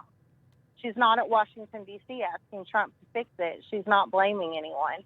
It's not a blame game. If you're not sitting back like 4 of the callers that called and happy that the industry is thinning itself out, then you're part of the problem that needs to be thinned out. Absolutely. Yeah. Always if you can't, if you don't want to do sales, you don't want to get your own customers, you don't like what brokers take, Landstar has agents that get direct customers. Be part of a bigger entity. I've seen people say, well, I don't want to be told what to do. Well, I don't want to be told what to do either. But, you know, when one of my shippers gets $100,000 in the hole, I'm not the one sitting back and can't pay my bills. And so, you know, occasionally I have to be regulated by the company that I'm signed on to, and I get benefits from that. You're not too good, you know, to lease onto a carrier. It's just more. Well, I've only got 2 trucks, so most shippers won't work with me. You're right, most shippers won't. So you have to look for them harder or be a bigger entity. It's just, there's a million different answers than blaming the brokers, a million. Well, and then you have the people out there that have just 2 trucks, and they want to run and cover all 48 states in Canada with 2 trucks, and then they wonder why they can't find a customer. So that's another issue as well. And that's actually a catch-22 that I've had. You know, I've got a fleet. We were at 22 trucks early last year, and that was a problem. I was having an issue getting direct customers because I've got trucks based all over the country, right? Owner-operators from everywhere. If you can't dedicate a certain lane, or you know, I tell people to develop that dumbbell or develop a triangle that you want to run and commit some service to the customers. And that's usually the biggest pushback that I hear. Oh, I don't want to commit myself to anything. I like working with brokers because I don't want to have to commit. I don't want to have to deal with a customer. If I want to be able to take a day off, that's what I want to do. So what is it? You want the freedom to do what you want, but you want to be paid top dollar premium rates for substandard service. That's what I'm hearing. Yeah, I had the same problem when I was with Landstar finding customers because I couldn't guarantee anything to them. Right. So it makes it was hard. hard to get them to guarantee it. I don't know. It seems like everybody wants their cake and to eat it too, and that's fine. If your truck payment is too much, maybe you need to get a cheaper truck. Maybe you need to pay it off quicker. There's always an answer to something other than blaming the people that you're using to make your job easier. That's literally all brokers are doing for you. They're doing part of the job for you. Absolutely. And so, you know, it's a gamble. I used to. When somebody's at the casino, I used to teach sales classes, how to get direct customers, what to say and what to do, and you know.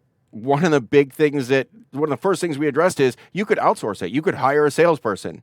And in fact, most carriers already do that. It's called a broker. That's what the broker is doing for you. They are out there making those sales calls so you don't have to, and you can keep running. And transparency. God, I hate the word transparency so much. And it's not because I care that anyone sees my all-ins on a personal level. It's because I feel like you don't comprehend what that means. Like, you would have to look at a whole year on a lane, or 6 months, or a month, however long that's been running, because you don't understand that even if somebody made $600 off you today, they might have lost on that load 4 times in a row. Absolutely. So are you really wanting brokers to disclose, you know, their whole part of the lane? That doesn't even make any sense. We have to stop acting like that. They are your boss. They're not your boss. And they didn't cause COVID-19. Right, right. And I think sometimes there's a disconnect to what brokers can actually do for shippers. One of the many reasons that shippers use a broker is to help stabilize prices. For example, Florida, you mentioned melons. There are a lot of customers here in Florida that are not melon shippers, that are normal freight shippers. They want consistent pricing year round.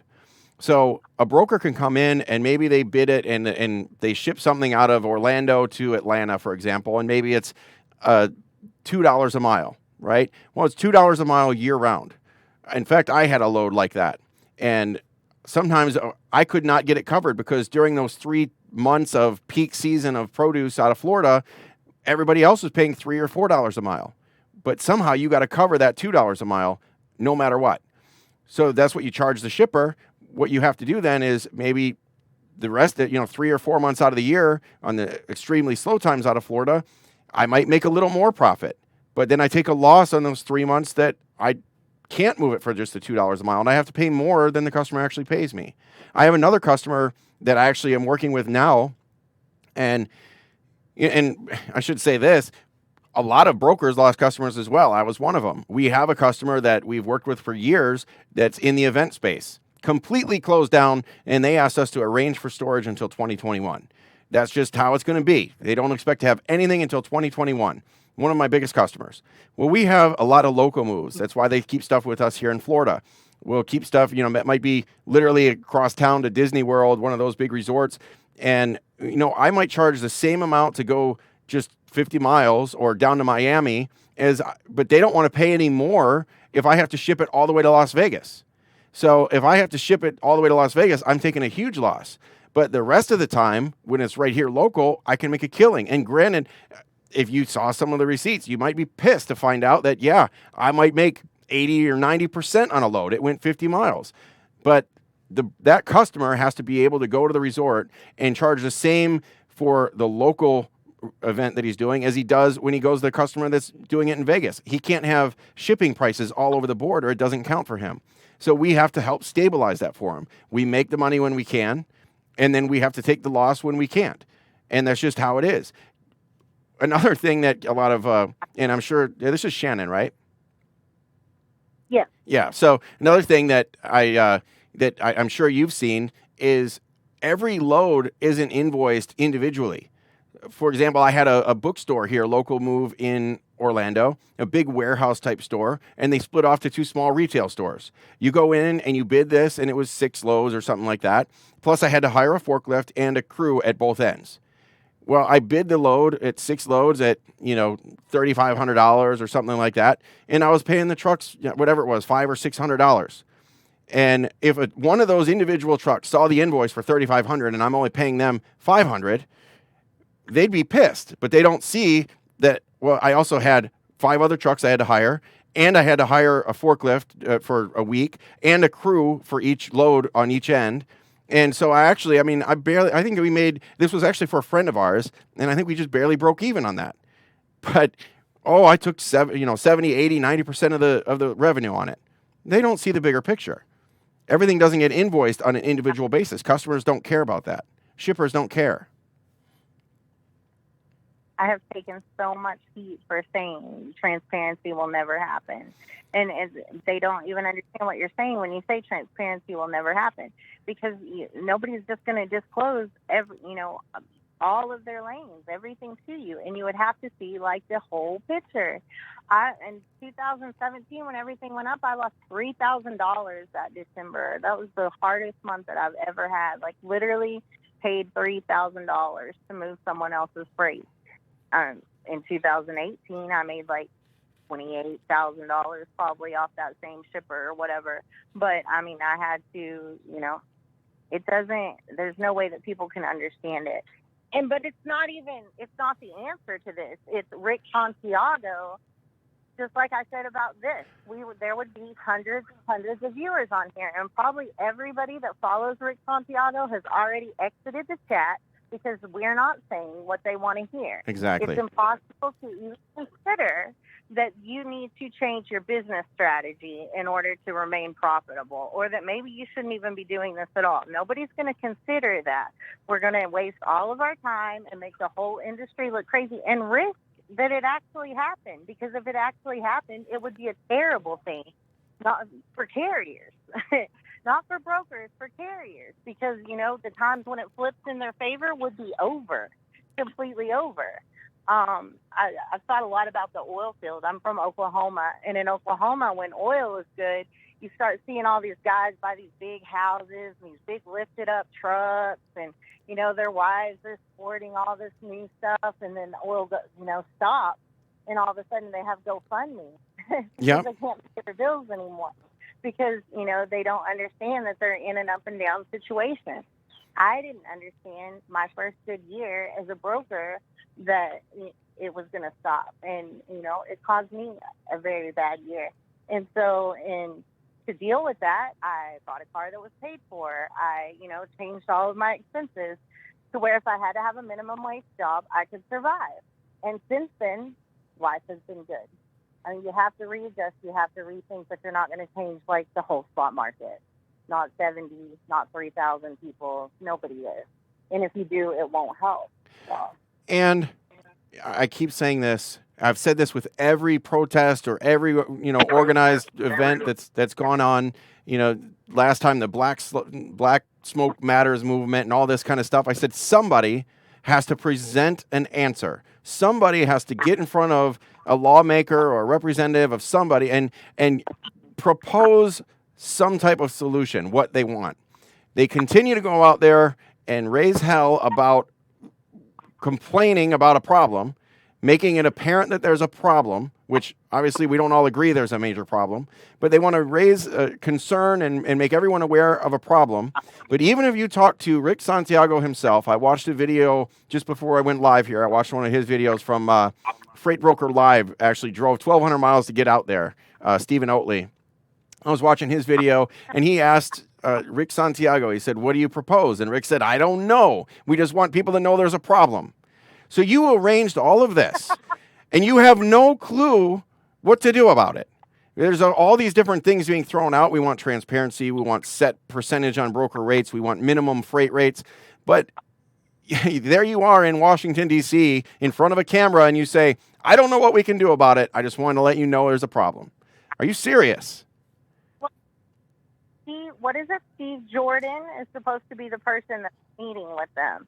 And what I read, Steve Jordan said that his trucks are getting repossessed next week. It's too late for him. That means Steve Jordan's problem started way before COVID-19 did. So that was Scott Jordan. He was actually part of the original Black Smoke Matters movement. He's in the various groups. And what's funny about that is he promotes this, it's an app that you have to pay for. That basically you put in your rates and what you want, and it gives you a percentage of profit. Trucking for Profit is the name of his groups. And so here he is, the guy preaching about how you have to truck for profit and you have to use his app that you pay for. And then following his method, you'll follow him right down into the bankruptcy hole, apparently, because here he has a fleet of trucks that are getting repossessed. But he knows well enough what to do to get a bunch of people trucking for profit right into bankruptcy. I can do that with an Excel spreadsheet, and I do it for any of the trucks that I've dispatched. We have an Excel spreadsheet that does the exact same thing. Yeah. To me, I just find it ironic that you have guys out there that are so hardcore about rates and what they need, and then they have a fleet of trucks that they claim are getting repossessed. So, but do you have anything else for us, Shannon? I appreciate the call. I'm good. Nice talking to you, Kenny. Thank you very much. And thanks for your participation in all the groups as well. I really appreciate that. Okay, we have a couple more calls. I am going longer than I anticipated. I do have to drive back to South Florida tonight, so I'm going to cut this off relatively soon. But I do have a few more calls on.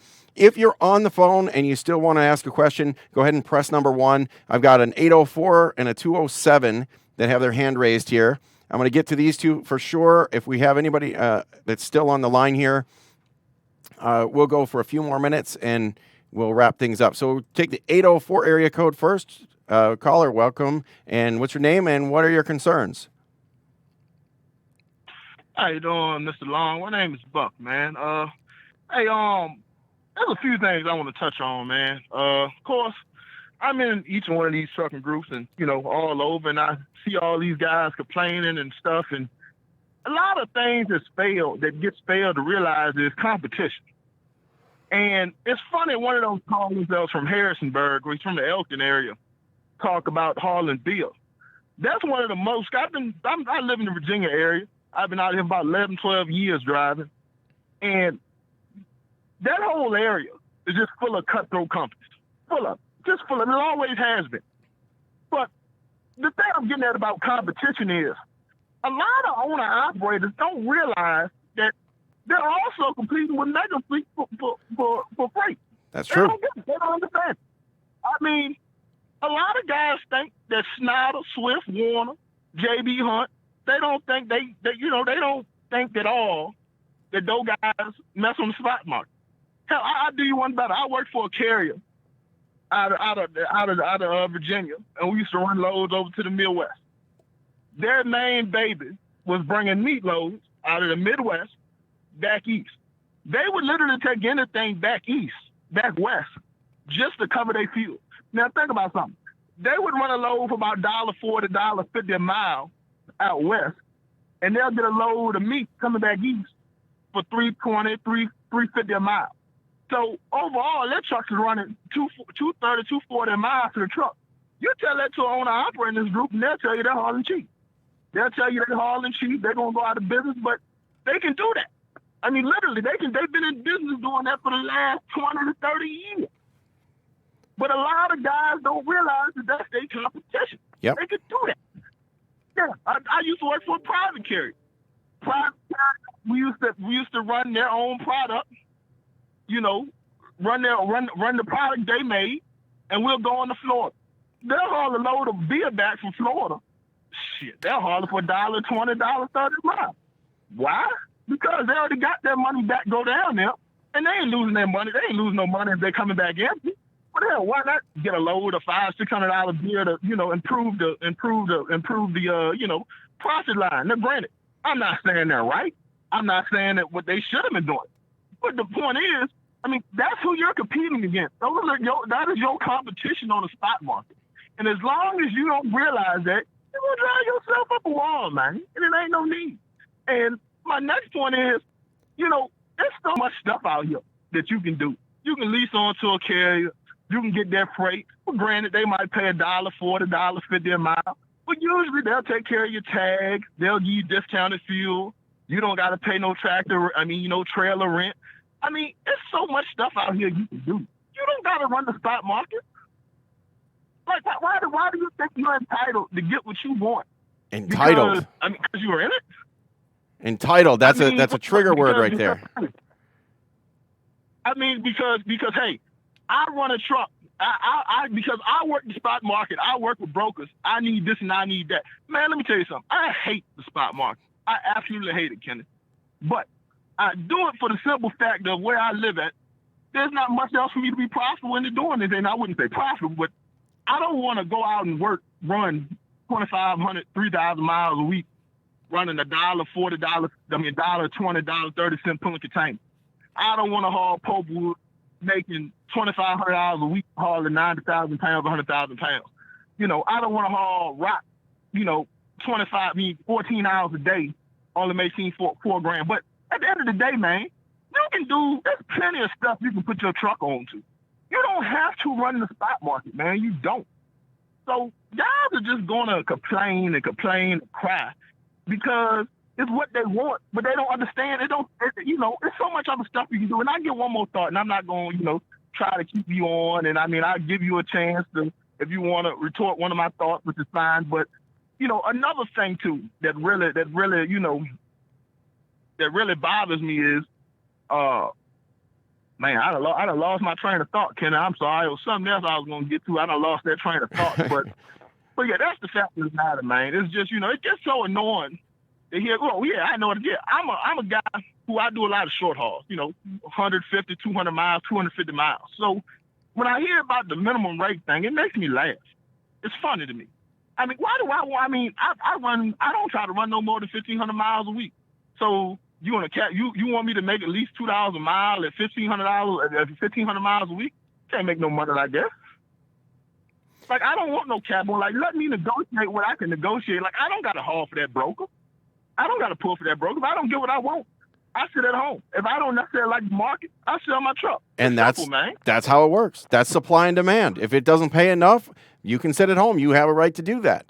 If it pays good enough, then you can join the market with everybody else. So, and that's exactly how it's supposed to work. Nobody's entitled to anything. You hear guys cry about that. I mean, and you got guys up there in D.C. crying about it. I mean, how can you not understand? The country is shut down. Ain't nothing that you look on that. It's 10, 15 loads that's going is usually having like 150, 200 loads within a certain amount of miles. So if it's not supply and demand like they've been telling you the whole time, now don't get me wrong. I think there's some brokers out here that's not really good. Like Trinity Logistics, they usually, even in a good market, as low as they can be, and then towards the end of the day, if they still got it, 90 they'll give seconds. you what you want. And let me stop you for just 1 minute. Let me stop you for 1 minute. Just got the warning there. We got the phone lines are open for 90 more seconds. I set the timer on this. If you have anybody else wants to call in, numbers at the bottom of the screen, 917-889-9924. If you get in the next 90 seconds, I can still get you on. After that, the phone lines close. If you want to stay on, and I had another caller from the 517, looks like dropped to the bottom of the list here. 60 but if you seconds. have anything else you want to add, you got another minute to get on the line here and push 1 as soon as you get on. Or if you're on the line now, if you have anything you want to add while you're waiting, it looks like I've got the last couple callers dropped off here. So press 1 and I'll get you still on. Otherwise, we're going to wrap this up. But all right, go ahead. I didn't want you to cut you off there. No, like I was saying, man, there's some brokers that are horrible. I hear guys hate TQL. I don't like them neither. But when they call me, and I know certain places I can get what I want out of them. I know sometimes I can't. But it's business. It's literally business. If you call me, I know when the market's good, you're going to give me what I want because that's just what it is. If it ain't good, you ain't going to give me what it wants. It is what it is. 10 seconds. You don't gotta like it. Let me ask you a question real quick, Kenny. You ever watched the show called The Wire? Yeah. You remember the scene where Marlo and Avon met in jail and he asked him, how's the game? He told him, the game is the game. And he said, always. That's what it is, man. The market is the game, man. You don't gotta play it. Exactly. But you gotta understand it if you're gonna play it. If you don't understand it, if you don't understand it, you're gonna drive yourself crazy trying to understand it. But for folks who saying they've been in here for 15, 20 years, and they still crying about the same stuff, what would that tell you? 20 years you've been trying to figure this out. In 20 years you still been booking freight. And for 20 years you haven't figured out the supply and demand, or 20 years you haven't got your own customers where you can comply to this? Come on, man. All right, well, I'm going to let you go on that. I appreciate the call. Thanks for listening. Thanks for sharing your thoughts on this. All right, we had some other calls. We have some people still on the phones, but if you're on the line, if you have anything to say, I can't take any more calls, but if you're on the phone now, go ahead and press 1, and I can still get you on the air. There's only a handful left. We had a few fall off. Had several calls that I think just got tired of waiting. I know some of the callers went a little long, but here we go. Here's the 517 that dropped off before. This is probably the last call, and then I'm going to wrap up with some of the comments from Facebook and YouTube that I wanted to touch on. 517 caller, what's your name and what are your thoughts? Am I on? You're there. Yep. Okay. My name's Tim, and just kind of wanted to, I guess, sort of jump on number one. I have been getting death threats from drivers out of D.C., apparently. At least that's what they're claiming to be, over some remarks that were not my own. I'm getting blasted out on social media on some, I don't know where. I haven't seen it yet, but someone keeps calling from an unknown number. If you keep doing it, you will be regarded as a threat and treated as such. That being said, what drivers fail to understand is that when you've got 60% of the market shut down, there is no volume, right? So markets are naturally going to drop. It's easy to point fingers at everybody and everything, but ultimately you are a business. You want to be an independent owner-operator, treat it as such. Treat it as such. Prepare for the rainy day. You think these other businesses, mom and pop shops and whatever that are shut down right now, they're all suffering the same casualty, right? Absolutely. Which is why this is insulting to them. Let's think about that for 2 seconds. Everybody's calling for reform. Everybody wants change, but nobody knows how to change it. We've got, I'm not going to call out names, but we've got someone over there in D.C. that's representing everyone basically, but has no idea what the hell is going on or any idea of what to do. You know, sitting there in a tuxedo and just, you know, Absolutely. well, I don't know what to do at this point. Well, you did great at recruiting, but at that point, you know, then you kind of dropped the ball. And that's exactly what I was saying earlier. I mean, he was interviewed on camera, and they said, asked him, what is your solution? What are you proposing? And he says, I don't know. I don't know what we're proposing. We're just making it aware. So aware of what? I don't think there's a problem. And I think, like you said, if more people would step up and explain how things work, they'd realize that there is no problem. And I just cut you off there. I didn't hate to cut you short, but I've got to try to wrap things up. I've got one last caller. I know this number's been popping on and off here. Caller from the 203 area code. If I can, there it goes. It's Dave. How you doing? Hey, Dave. I thought that was you. Hey, so I wanted to point out, people are upset, and you saw what happened with me towards the end when the rates really started going down. I had to take time off myself. People that are going to succeed through this are going to change what they're doing. I mean, we have two different examples, two different drivers at Patriot Star doing two different things. I decided I need to get my anger in check. I need to take time off. That's what I did. I looked at my fixed costs. My fixed costs are about $3,600 for the truck. You know, we got $1,200, deposited that pays for food. And it's time to go back to work now for me because I've got some phone calls. Like you said, that one load that's, running halfway across the country for just under $2 a mile. And some other things started opening back up on the West Coast. We've got another driver that decided to park his trailer because it made more sense to do some power-only stuff for somebody. And he's operating at about $2 a mile. So when things change, you need to adapt. Whether that's parking and waiting things out for a little while, decide what makes sense for you, get your head under control, or just change completely and do something different. I agree. Yeah, there's a book called Who Moved My Cheese? And right now, I think everybody's cheese just got moved. And, if you read the book, they give you examples. Talks about rats in a maze. You put the cheese at the end, and if they get to where they find the cheese really quick, and they go through the routine, and they do the same thing over and over and over. Now you move the cheese, and they get all upset and fight with each other and bumble around and don't know what to do. Don't even know how to look for the cheese again. And that's what's happening. People don't even know that there's still cheese out there. We just have to look somewhere else. Yeah. Now, as far as the solution, I do believe that there is something wrong, but I think it's on the carrier side. There's got to be a way to rein in how quickly and easy it is to create a carrier or have people go in and out of business when things go good and bad. What do you think about that? Well, I agree with you that the barrier to entry is very low. The barrier to entry to be a truck driver is very low, and you need a lot. I can't say most. It probably is most.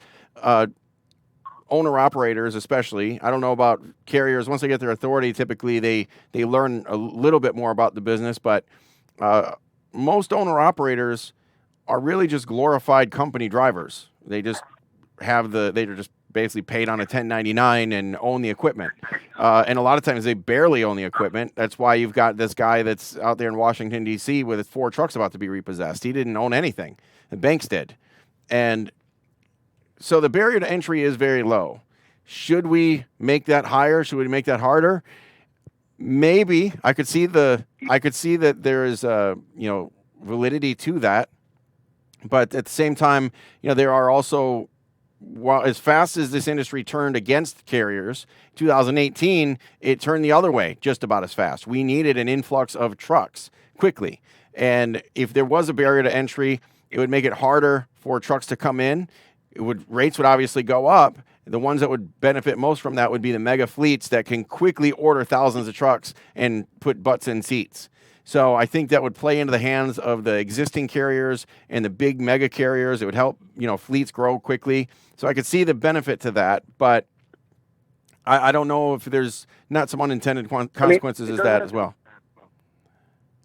I don't think it has to be a huge bump up in how difficult it is to become a carrier, but just a little tweak so we can stop the floodgates when things get good.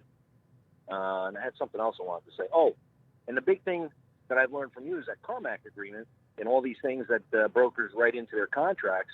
We're in a weak position, or even like a flat market. A lot of the things that you as a carrier try and cross out doesn't fly. And these are rights that you as a carrier should have, no questions asked.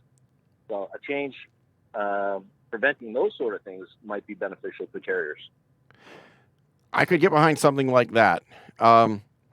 You know, a lot of legal protections, and you know, I've done entire hour, 2 hour long shows just on contracts and stuff. You know that there are definitely a lot of things wrong with contracts with brokers. And a lot of the issues that we're facing with rates have to do with the fact that most carriers waive their rights in the contracts that they sign. That is a big issue. When I bring it up and I talk, for example, lately I've been talking quite a bit about the Dixie Midwest Express ruling. I think 9 out of 10 drivers and probably 9 out of 10 brokers even have never heard of that. I would say it's probably closer to like 95 out of 100 drivers and probably 90 out of 100 brokers have never heard of that. And you bring it up, and that's like the standard. That's the precedent that was set by the courts. And it's in a lot of broker carrier agreements. And you have these people that have never heard of it. You have guys like some of these other YouTubers coaching people on different aspects of the business. You know, some that have had their authority in the past and or leasing trucks or, you know, signing on with carriers and recommending to sign on with different carriers and things like that.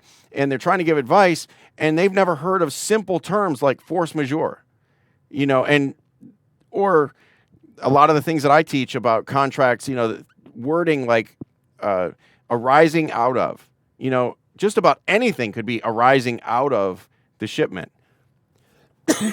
Excuse me. So when you see those three words arising out of in a contract, you know there's a problem. It's in the broker's favor. Very few carriers even attempt to change it. So when you have a carrier that does attempt to change it, the brokers, you know, they can't believe it. Somebody in one of the Facebook groups just a couple days ago said, well, you know, we need to go to Congress with these contracts that we're forced to sign. Nobody's forcing you to sign it. In fact, my response to that was, I don't sign those. I mean, Dave, you know, we edit almost all of the contracts that we get and redline a whole bunch of stuff. We've used, you know, drums full of red ink on this stuff, trying to put it more in our favor. And Elizabeth tears these things apart. We're not forced to sign it. And most of the brokers, because we have a fleet of trucks, most of the brokers work with us. But certainly we have some that they don't want to mess with us at all. TQL, you know, they won't let us make any changes to their contract, but you got to take the risk versus reward with some of those. If it's a broker that you're going to do one load with them, but it's we did one, I remember a few years ago, it was a $5 million jet engine. You better believe that even though it was one load, we were really particular about what that contract said, especially in regards to claims. And, you know, if they weren't going to agree to our changes, then we were not doing the load. And I think a lot of drivers right now think, well, I have to just agree to it or I lose the load. Well, yeah, exactly. You know, if you don't like it, don't do the load. Sometimes it's not worth doing the load if the risk is too high. But don't just sign stuff away. I've done shows before where, I talk about it, and I had a driver I remember said, I've been doing this for 30 years, and I just sign it. I don't even read the contracts. Matter of fact, some brokers now don't even send the contract. They literally send a signature page with a little box that says, I agree to the terms and conditions. You click on the terms and conditions on their website, and it's like 40 pages of, micro-sized small print, and it talks, there are literally some that say, the broker doesn't have to pay you if they don't feel like it. And we've crossed that kind of stuff out. Most carriers just sign it and they just go with it. But I agree with you. Sometimes the broker contracts are a little egregious, but it's the carriers not pushing back that allows it. The carriers are signing this stuff without even reading them. Most carriers, if you brought that up to the carriers and say we need to take these contracts or we need to put rules in place so that these rights can't be waived in these broker contracts, they would scratch their heads because most of them don't even read the contracts. They don't even know it's a problem.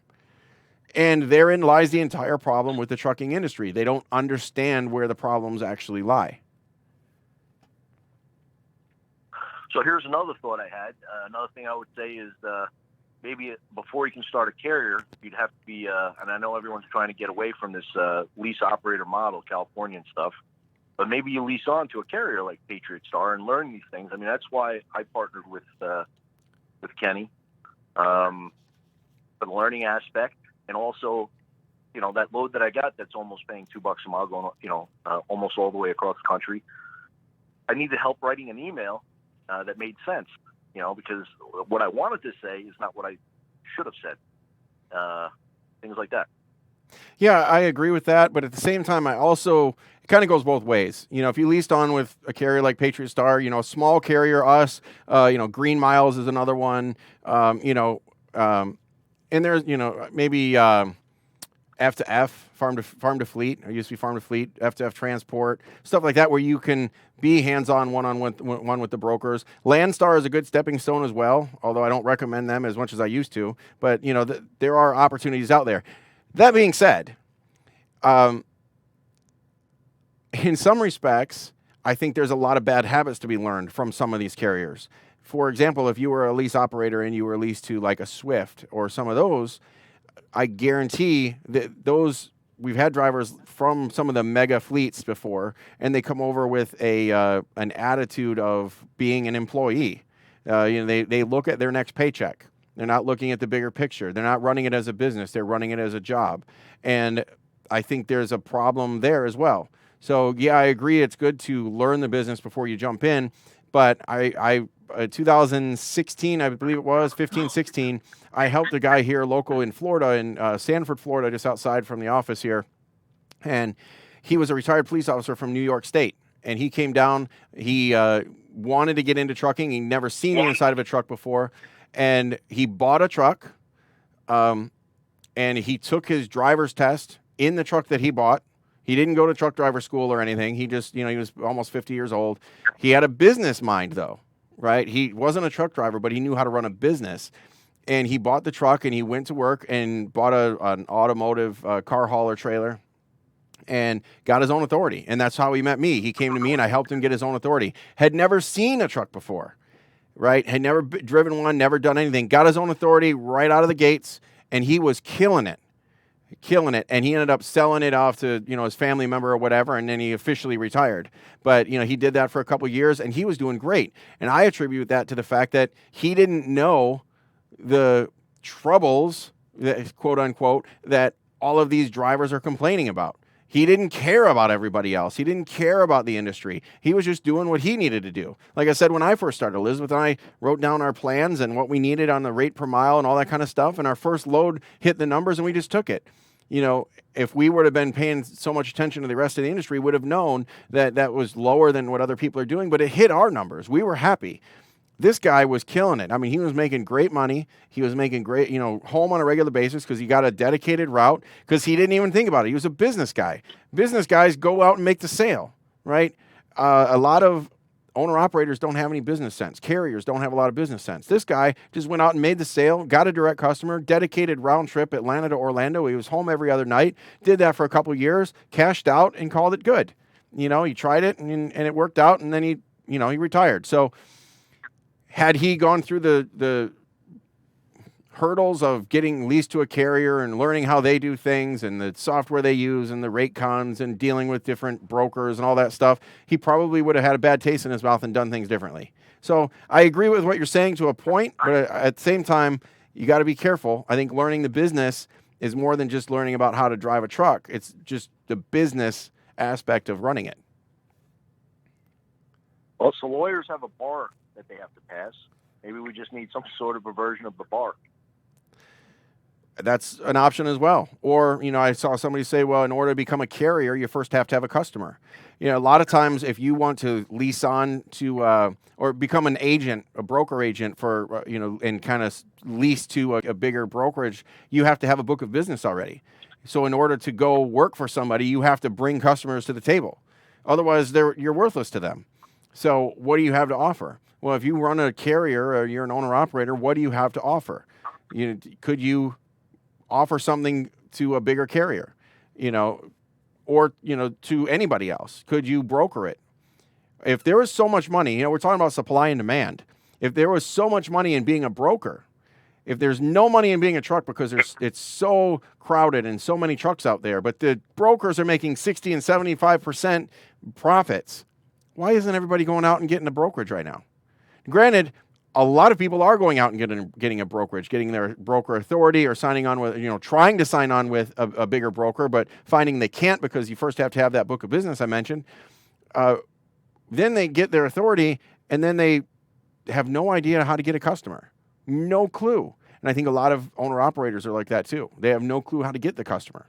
Dave, you were here and we had people that were just making sales calls. You tried making sales calls. It's not as easy as just picking up the phone and saying, give me your freight, right? So, there's definitely more to it. And it is a very easy industry to get into. It's been put into place like this because it is a very low bar. People get a truck. I've said this before a number of times. People get a truck, they lease, they become a driver and they're making, 40 cents a mile, and then they see somebody else lease a truck. Sometimes they offer a lease truck as soon as they get out of the driver school, and they say, I can make more money leasing a truck, so they lease a truck, and then they buy a truck, and then they, lease to another carrier where they're booking their own loads, and then they say, I could get my own authority, and the whole time, when they're a company driver, they deliver the load, they scan the paperwork, and they get a paycheck. They lease a truck, they deliver a load, they scan the paperwork, they get a paycheck. They get their own authority, they call a broker, they scan a load, they deliver the load, whatever, and they get a paycheck. And I've even had carriers come to me and say it's a paycheck. Owner-operators don't get a paycheck. They get a settlement. Carriers don't get a paycheck if they're working for a broker. They get their invoices paid, their receivables are paid, right? So it's a whole different mindset, and I don't think it's all there for some carriers. But I think by design, it sucks for those of us that are trying to be better in this industry. But for the economy as a whole, looking at it, cheap freight is good for the economy. So I cannot imagine that there will ever be a time when the government comes in and does anything that's going to intentionally drive rates up.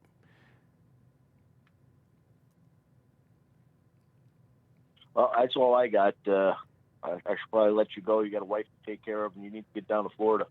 Well, I'm in Florida, but I'm in Orlando. I need to get down to Punta Gorda, so I got about a 3-hour drive ahead of me. So I'm going to wrap this up here. I do have one other caller that popped up on the 910, but thanks, Dave, and we'll talk to you later. We're going to go to the last caller, 910 area code. Welcome to the show, and what's your name? Where are you calling from? What are your concerns? Hey, Kenny. Well, this is everybody's favorite hate guy. This is Laszlo.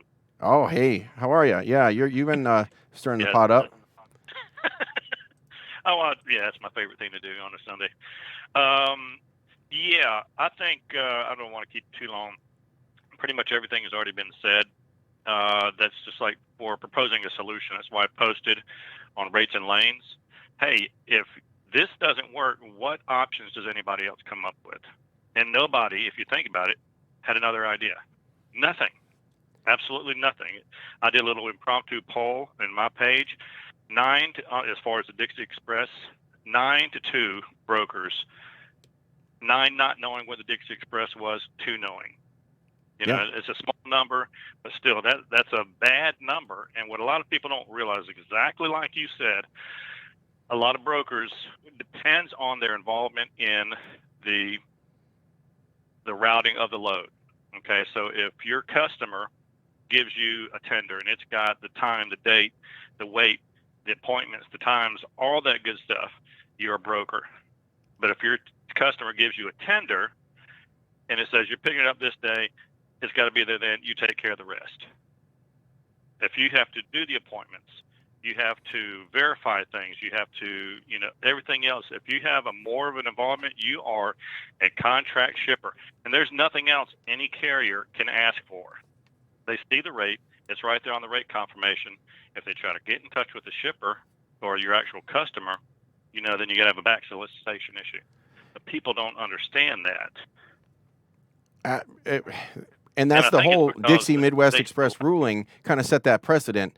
And it's, that's kind of how it works in a nutshell. You're right. And I've kind of broke it down in a couple of paragraphs. But the ruling is, I mean, it's like a 10-page long court document that kind of breaks it down, and and then that has references to a bunch of different laws and rules and stuff. And so we could do an entire day seminar. In fact, I sat with an attorney and we talked about this for like 4 hours one day in a seminar. And so it's definitely, there's a lot of intricacies that play into that ruling, as well as just the relationship. I've done shows in the past about know who your customer is, know your role in the business, understand if you are a carrier working with brokers, who is your customer? If you are an owner-operator leased to a carrier, who is your customer? Even if you're working with a broker, who is your customer? Something that a lot of people don't think about. If you are a carrier and you're moving freight for shippers or brokers, but the owner-operators are the ones that do it,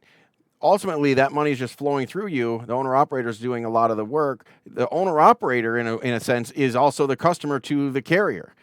So an owner-operator that's leased to a carrier, depending on the business model, is essentially that carrier's customer. So we had a situation where I had one of our owner operators was kind of snaked out from under us from another owner operator that had left, and it's like to me it was like back solicitation. You know what I mean? You got to understand the flow of how the relationship between everybody works. And yeah, absolutely. In most cases, almost every case today, a carrier that is leased or that signs a contract with a shipper, or I'm sorry, I got to get my terms right so I don't confuse people. When a carrier signs a contract with a broker, they are a contract carrier, and that broker is their customer, their sole one and only customer. Has nothing to do with the shipper. That transaction is separate. And that most courts recognize that broker as a shipper in the transaction. The broker's relationship to the shipper is a completely separate transaction. Now, this all came up with, was it 373.17, I think? But it's with record keeping required by brokers is the section that always comes up. And I said, well, that's true for common carriers. Back before deregulation, we had common carriers and contract carriers. We still technically have the separation today, although it's the way that the industry works, everybody is a contract carrier now. When you're a contract carrier, whatever the contract says, whatever you agree to, whatever you negotiate, whatever rate you negotiate is the standard, and nothing else matters. My thing with transparency, as far as the brokers to be kept by, or records be kept by brokers with transparency, if let's try to make it as simple as possible. If a broker was making huge margins, $5,000 was the sample I used earlier. $5,000 is what they're charging the shipper, and they have a bunch of carriers out there that are just falling over each other to get the freight. Maybe they're going to pay $4,500 and just make 10% or whatever. That's what they could pay, but they call a carrier and their phones just start blowing up, and first carrier says, "Oh, I'll do it for I really got to go that way. I'll do it for 42." Okay, well, the guy with 45, I'm not going to give it to him. This guy's going to do it for 42. And you got another guy that's going to do it for 4, another 38, 35, all the way down. And you might have people that are willing to do it for $1,500 or $2,000. So I made more than 50% profit. But I had the carriers that are falling over each other to take the freight. How is that my fault as the broker, right? Now, this is a completely hypothetical situation. I didn't have a transaction like that, but it's not the broker's fault if the carriers are pushing the rates down and beating each other up with it. Now, if there's transparency and I show that entire transaction, shipper to broker, broker to carrier, excuse me, promise you I don't have the virus. I've just been talking for 2 hours and I ran out of water. Anyway, if the carriers saw that and they saw that that broker made 60% profit, what difference does it make? How does that change anything? The only way that would change anything is if these carriers are saying, well, if I know that these shipper or these brokers are making that much money, I'm going to try to cut their throat and I'm going to back solicit. And I think Shannon made a comment about that in the thread here. I'm going to back solicit and I'm going to go get that shipper direct. And I'm going to let that shipper know that that broker is taking advantage of them and they're making this much on it, right? Well, they don't care. Well, they might care. The shipper might do backflips when they tell them, yeah, I can save you 60%. But guess what? Every other broker, and every other carrier is thinking the exact same thing and is going out there making that same phone call. I have a friend of mine that's a shipper that actually had to change his phone number recently because with the market changing like this, people are begging for freight and the shippers' phones are blowing up off the hook. They're doing that already. We don't even have transparency. Dave was here in the office. We've made phone calls. It's the shipping manager, shipping clerks, and so forth, traffic manager, what have you. They get tired of taking the phone calls all the time, and they just send you to voicemail or they push you off. The big problem right now is getting through the gatekeeper, trying to get somebody to listen to you to their offer because there are so many carriers and brokers calling on these shippers already. If the shipper wanted to deal with that mess, they would have contracted already at a lower rate. So, they're either going to take the lower rate and ultimately the carriers are going to be tripping over each other to get it. Carriers are never going to make more. They're going to drive the rates down just like they are, through a third-party logistics, a 3PL broker. They're already pushing the rates down. Transparency won't change anything. This is like, I've got a 5-year-old nephew, and, he broke one of his toys instead of sharing with his cousin, right? He broke his toy because if I can't have it, he can't have it either. Right. And that's the situation that we have. Carriers are saying, if I can't get it, the broker can't have it either. Right. It's ridiculous. It's embarrassing. It's a slap in the face to all the poor people that are out of work right now, trying to figure out how to make ends meet, not in the trucking industry, but in every other industry that are closed and out of work.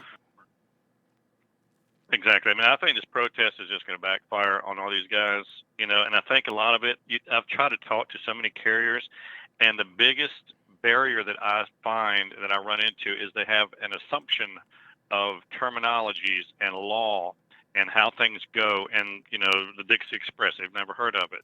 They always only look at the FMCSA, what they see right there.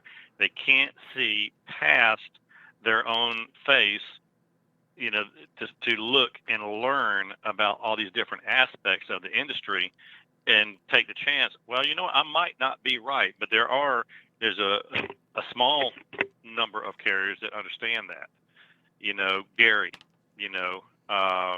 but the majority of them, they fight and they push, but they don't have any answers how to fix anything because they don't know how to run a business.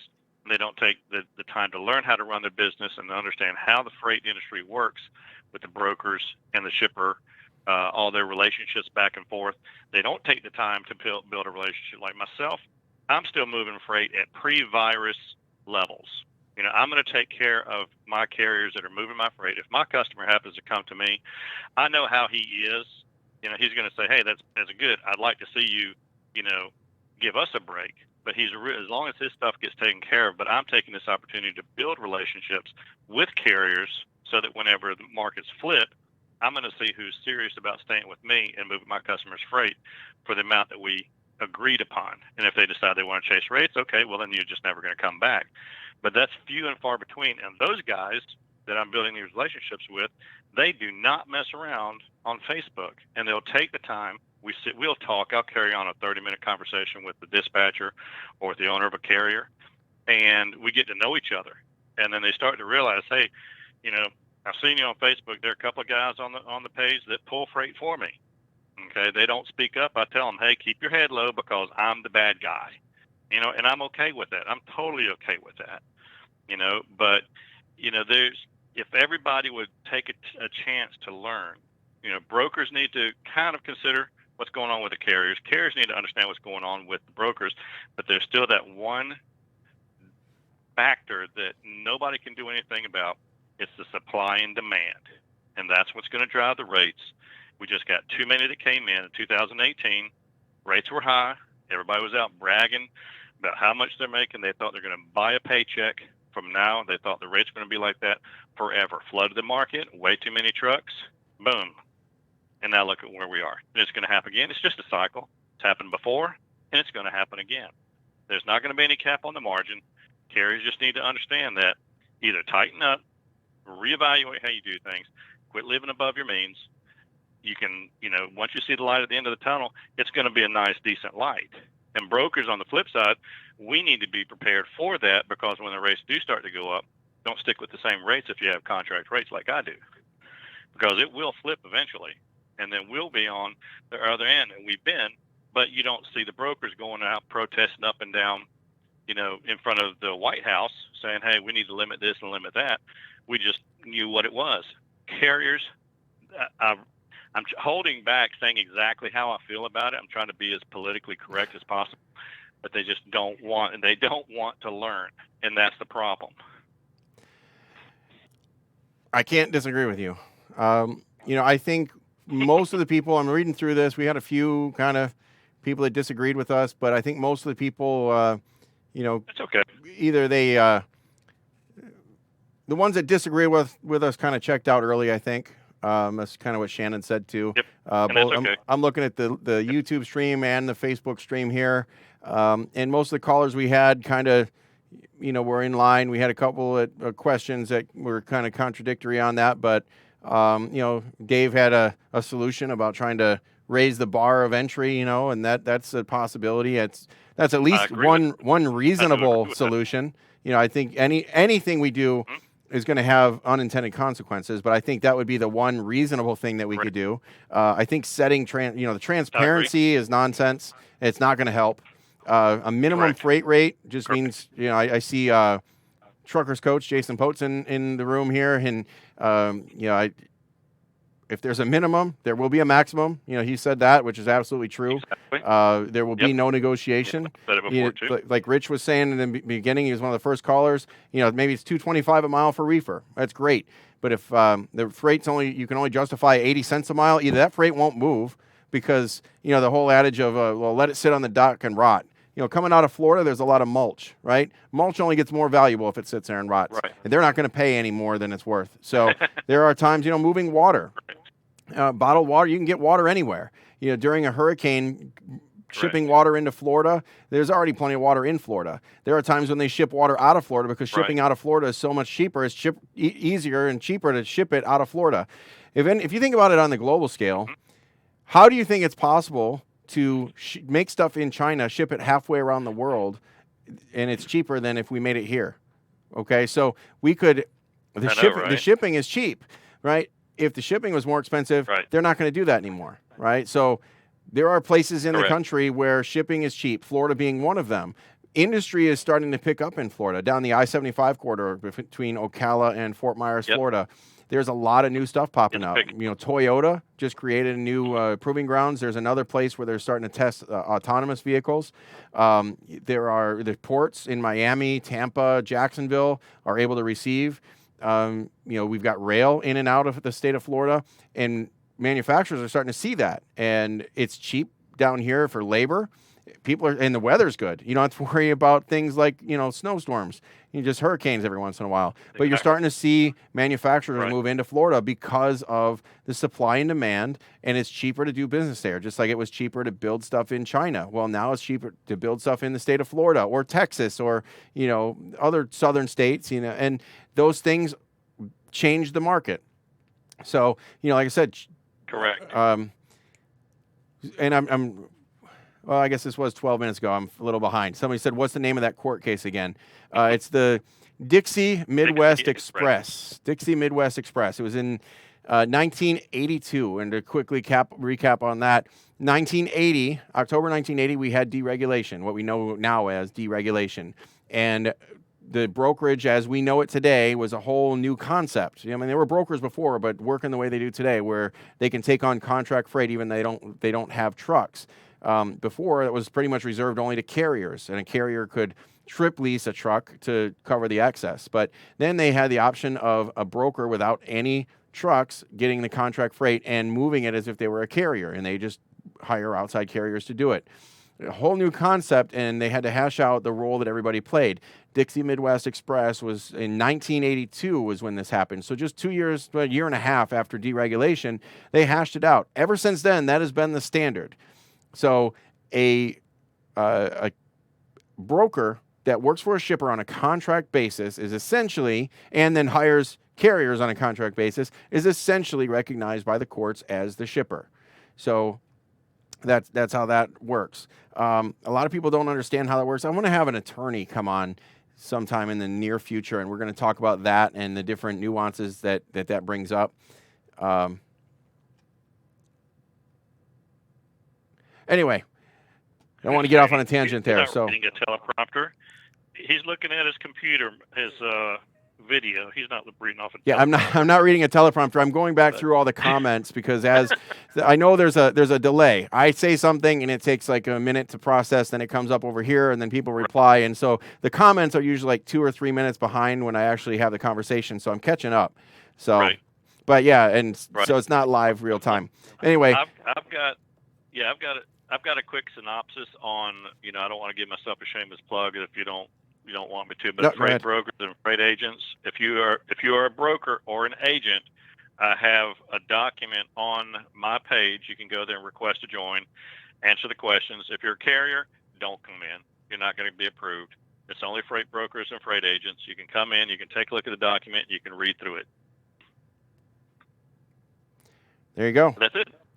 All right, I appreciate the call, and we'll be talking more, and I'll be doing more of these live shows. We'll be setting up, and I'll cut you off there. I'll be doing more of these live shows. We're going to set up a studio up in Tennessee. I'll be spending more time up there. I'll be back and forth. Like I said, just in the past 10 days, I've been back and forth twice. And just due to the sake of time, I appreciate everybody following along. I am not going to go through all the different comments. There's a lot of things. I was kind of following along and I wanted to summarize a lot of this stuff that were being discussed here in the comments, both YouTube and Facebook. Like and subscribe on both. The Rates and Lanes group is where a lot of this had stemmed from. Trucking with Authority, if you're looking, if you're trying to make changes, you're trying to find your cheese, like we said, maybe getting your authority might be the way to do it, depending on who your carrier is. Maybe you can get direct customers. Anytime is a good time. You just have to have a plan. So Trucking with Authority group, there's information on getting your own authority. You can reach out to me. I have new resources that we're putting in place to help with driver files. One thing I will say is I am now set up to offer truck logics to everyone. I've got to set up a program, but I can get you basically the annual price for some of the highest level programs at the monthly rate. You have to subscribe through me. I am actually going to have to set up credit card processing and everything to make that work.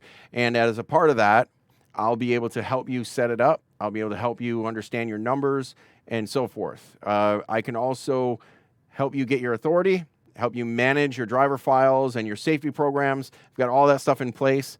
If you want to become a broker, I can help you get set up with a brokerage. And I do classes on how to make sales calls and how to run the carrier, how to work with owner-operators, contracts, all that stuff. If you have any questions, reach out to me on Facebook is the easiest way to find me, Kenny Long, or in the Rates and Lanes group. You Drive You is the network. You see that on the bottom left of the screen there. But the You Drive You network, we do all kind of stuff to help drivers succeed. And that's what this is about. I want drivers to be successful. I know it's tough, and we've got to get past the finger pointing and start looking in the mirror and making the changes. Somebody moved our cheese. We've got to find it. I want you guys to understand that there are opportunities. We just have to get out there and find them. Elizabeth and I are working hard on making some changes in Patriot Star. Like I said, it's one of the reasons why I've been back and forth to Tennessee so many times. We're looking to do some changes there and change our business model slightly to get ahead of this curve. I think everybody was caught off guard with this COVID-19. Nobody could have planned for something that's literally a global pandemic. Everything is shut down. Nobody could have anticipated. I mean, we haven't had anything happen at this magnitude for 95 years. So nobody even alive today really can, my grandmother's 95 years old. She would have been a baby when the last time we had something of this magnitude happen. Even if you look at the Great Depression back in the 20s and 30s era, people that are old enough to maybe remember that are, in their 90s or probably have already passed on. So anybody that says that this is something they could have planned for, obviously is in left field. And I'm not saying that anybody could have planned for anything of this magnitude, but anytime you have new regulations, anytime you have a change in the economy, anytime you have something bad happen or something good happen, there's opportunity to present itself. New events present new opportunities. Let's find it. As a group, the Rates and Lanes group just passed 35,000 members. That is a small percentage of the number of drivers out there. If we can get all of those 35,000 members on the same page to be successful, we can do things that nobody else could do. So that being said, everybody, thanks for joining me. Keep the discussions growing in both the YouTube and the Facebook groups. I appreciate the support, and I will be doing more of these going forward. Have a good night, everybody.